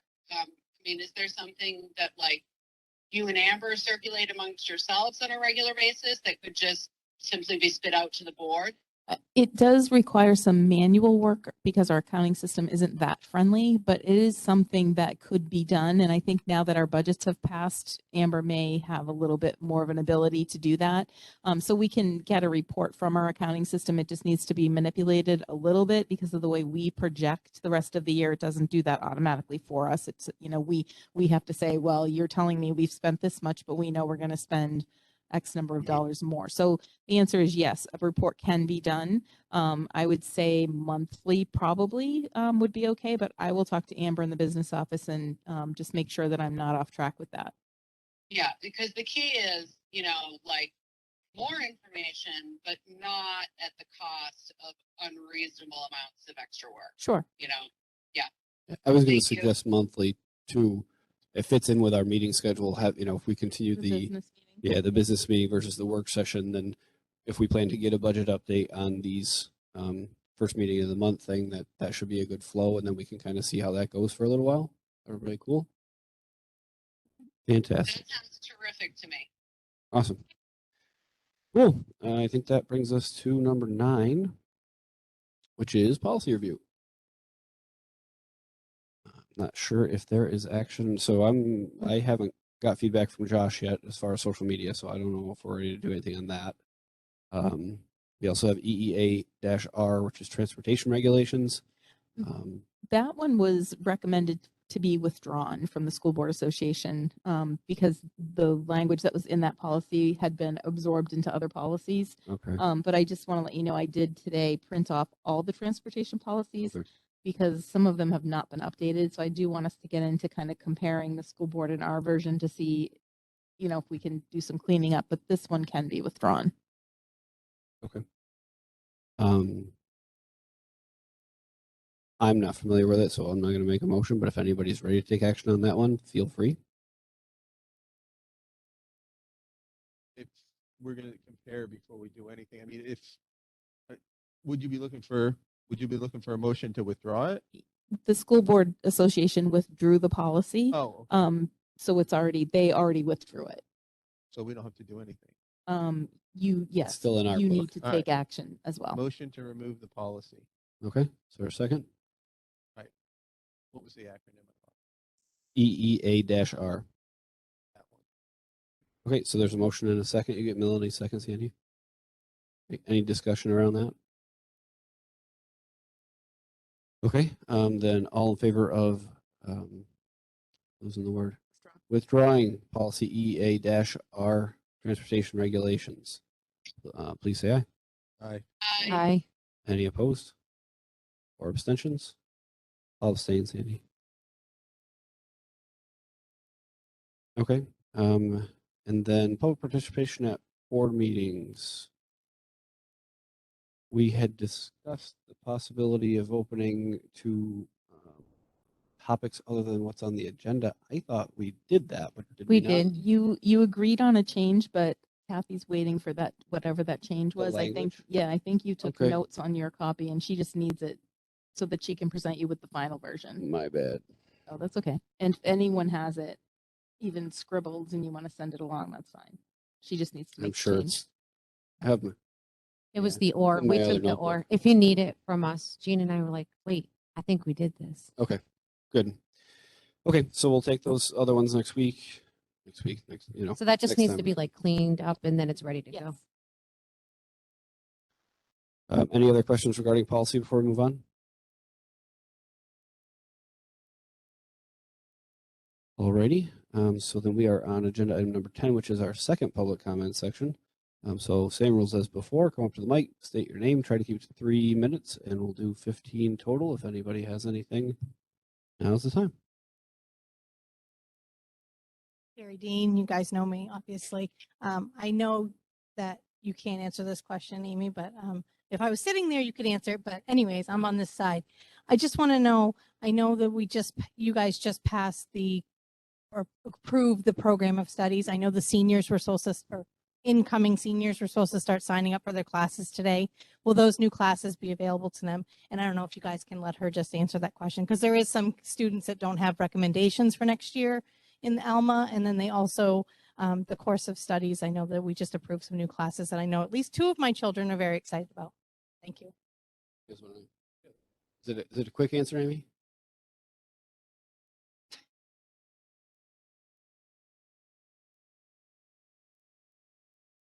Because the juniors have SATs next week and we don't have a ton of time with them. I met with them today and said, this is a super secret draft that could possibly be voted on tonight. Hint. So all of these are already like kind of in the system and like in there. So everything will go live as soon as. So no worries. Awesome. Any other comments tonight? Yep, anything. So I just had a question over what exactly was agreed upon for the rules regarding prom? Because was it open ended or was it like, this is exactly what we're agreeing upon? So typically this isn't a question and answer thing, but I think do you want to just clarify the language? So the language that was voted on tonight was that guests can come if they're enrolled in a high school or if they graduated the previous year from any school. Would I be able to propose an adjustment? Would this be the proper time to do that? Probably not. Yeah, I mean, so honestly, this is adjusting the policy. We technically have to like approve that, but the headmaster and the committee that he talked about are the ones that really make those decisions. So if you want to discuss further, I would definitely recommend just reaching out to Dr. Morris and trying to set up a time. Okay. During school. Thank you. Anybody else? Fantastic. And we will move on. Number 11, informational items. There was a piece of information in your drive. Amber put the enrollment tracking for Pembroke Academy in there to show you that I think we were plus 36 students right now. So 36 to the good.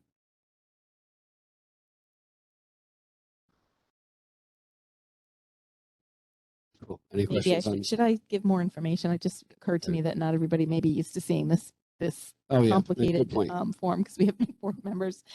So Amber prepares, when she does the budget, she prepares a sheet.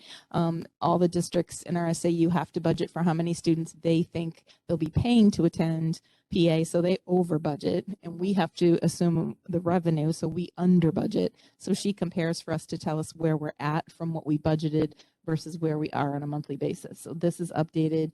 So we, say we put 850 students in the budget that we thought we would get, we would be positive 36 students. So we're great with revenue as we stand right now. And we're almost, we're pretty close to the end. So we should be just fine. And I apologize. I should have run off all of these things. I knew we'd have a new board member tonight. I should have made copies for you. I'm sorry about that. But you will have access to the drive very shortly and the board email account, so you'll be able to see all of this delightful stuff. That brings us to number 12, which is non-public. So the board has reason to go into non-public session under New Hampshire RSA 91-A:3, Roman numeral 2, small letters. I think is it A? C. Is it just? I thought we had A2 from another request via email. Okay, do all three Yeah. covered? I believe it's A, B, and C. Small letter A is the dismissal, promotion, compensation, or disciplining of an employee or the investigation of any charges against him or her. B is the hiring of any person as a public employee. And C is matters which, if discussed in public, would likely affect adversely the reputation of any person other than a member of the board. All in favor of entering non-public at 8:45 p.m., please say aye. Aye. Aye. All right. Okay. Do we need to move to seal the minutes? Yes, please. I'd like to move to seal the minutes of the non-public session. Is there a second? I'll second it. All right. All in favor of sealing the minutes? Aye. Aye. Aye. Okay. I'd like to make a motion to approve the child rearing request. Second. Okay. All in favor? Say aye. Aye.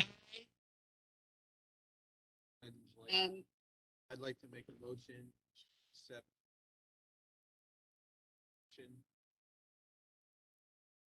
request. Second. Okay. All in favor? Please say aye. Aye. Aye. I would like to nominate staff for contracts for next year. Okay. I need a motion. I'll make a motion to accept the nomination of staff for next year. I'll second it. Okay. All in favor of approving the staff nominations, please say aye. Aye. Aye. No opposed, no abstentions. I will accept the motion to adjourn Motion to adjourn. Second. at 9:28. All in favor? Aye. Aye.